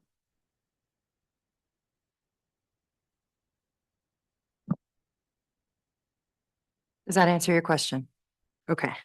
Thank you for all of the information and some good questions. I was gonna ask what does staff recommend, but I'll just take a jump at this. I don't hear you recommending that we use these services right now. What I kind of hear and what I'm gathering from our conversations during this budget cycle is that this is something, had we not made cuts to stop structural deficit, we may be looking at the reserve still going down and needing help and getting closer to receivership. And since we did take steps to put ourselves on a more healthy fiscal path and be able to focus on kind of more long-term sustainability instead of just like stopping the bleeding. I hate that. There's got to be a better way to say that. The purpose of these programs is to keep districts out of receivership. I don't see us right now on a path to receivership. I think we've taken some necessary steps to take our trajectory the other way. And like Trustee Shama says, we do have oversight at MCOE. We have auditors that come in and take a look at, we're constantly in an audit. That's an interesting perspective because we are. But so the question for me is kind of like, do we need additional oversight? If the majority of the board would like it, I'm open to it, but I don't necessarily see the need and the cost benefit analysis and all that we have going on in the district right now to add this to the business department's plate. That's my 2 cents. We would need direction from the board for any option that we select. So does anyone else want to chime in? Not all at once. Well, I'm not interested in hiring either one of those firms. I mean, I think it's good to have the information. And, I think that depending on Josh to let us know, what policies he's interested in for us to be putting together. I think that's probably the best thing that we can do. I mean, I don't believe that we have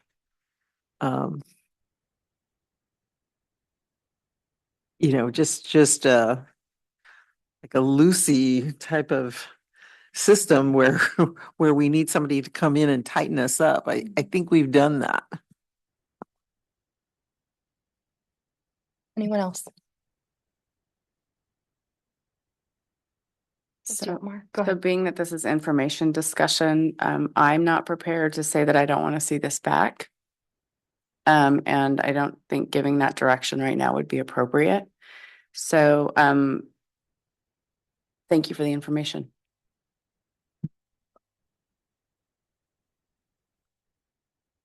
Okay. With that.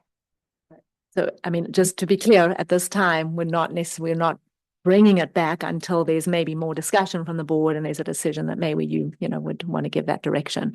We know we've got the information. It's something we can always revisit at any time. But for now, until more direction from the board.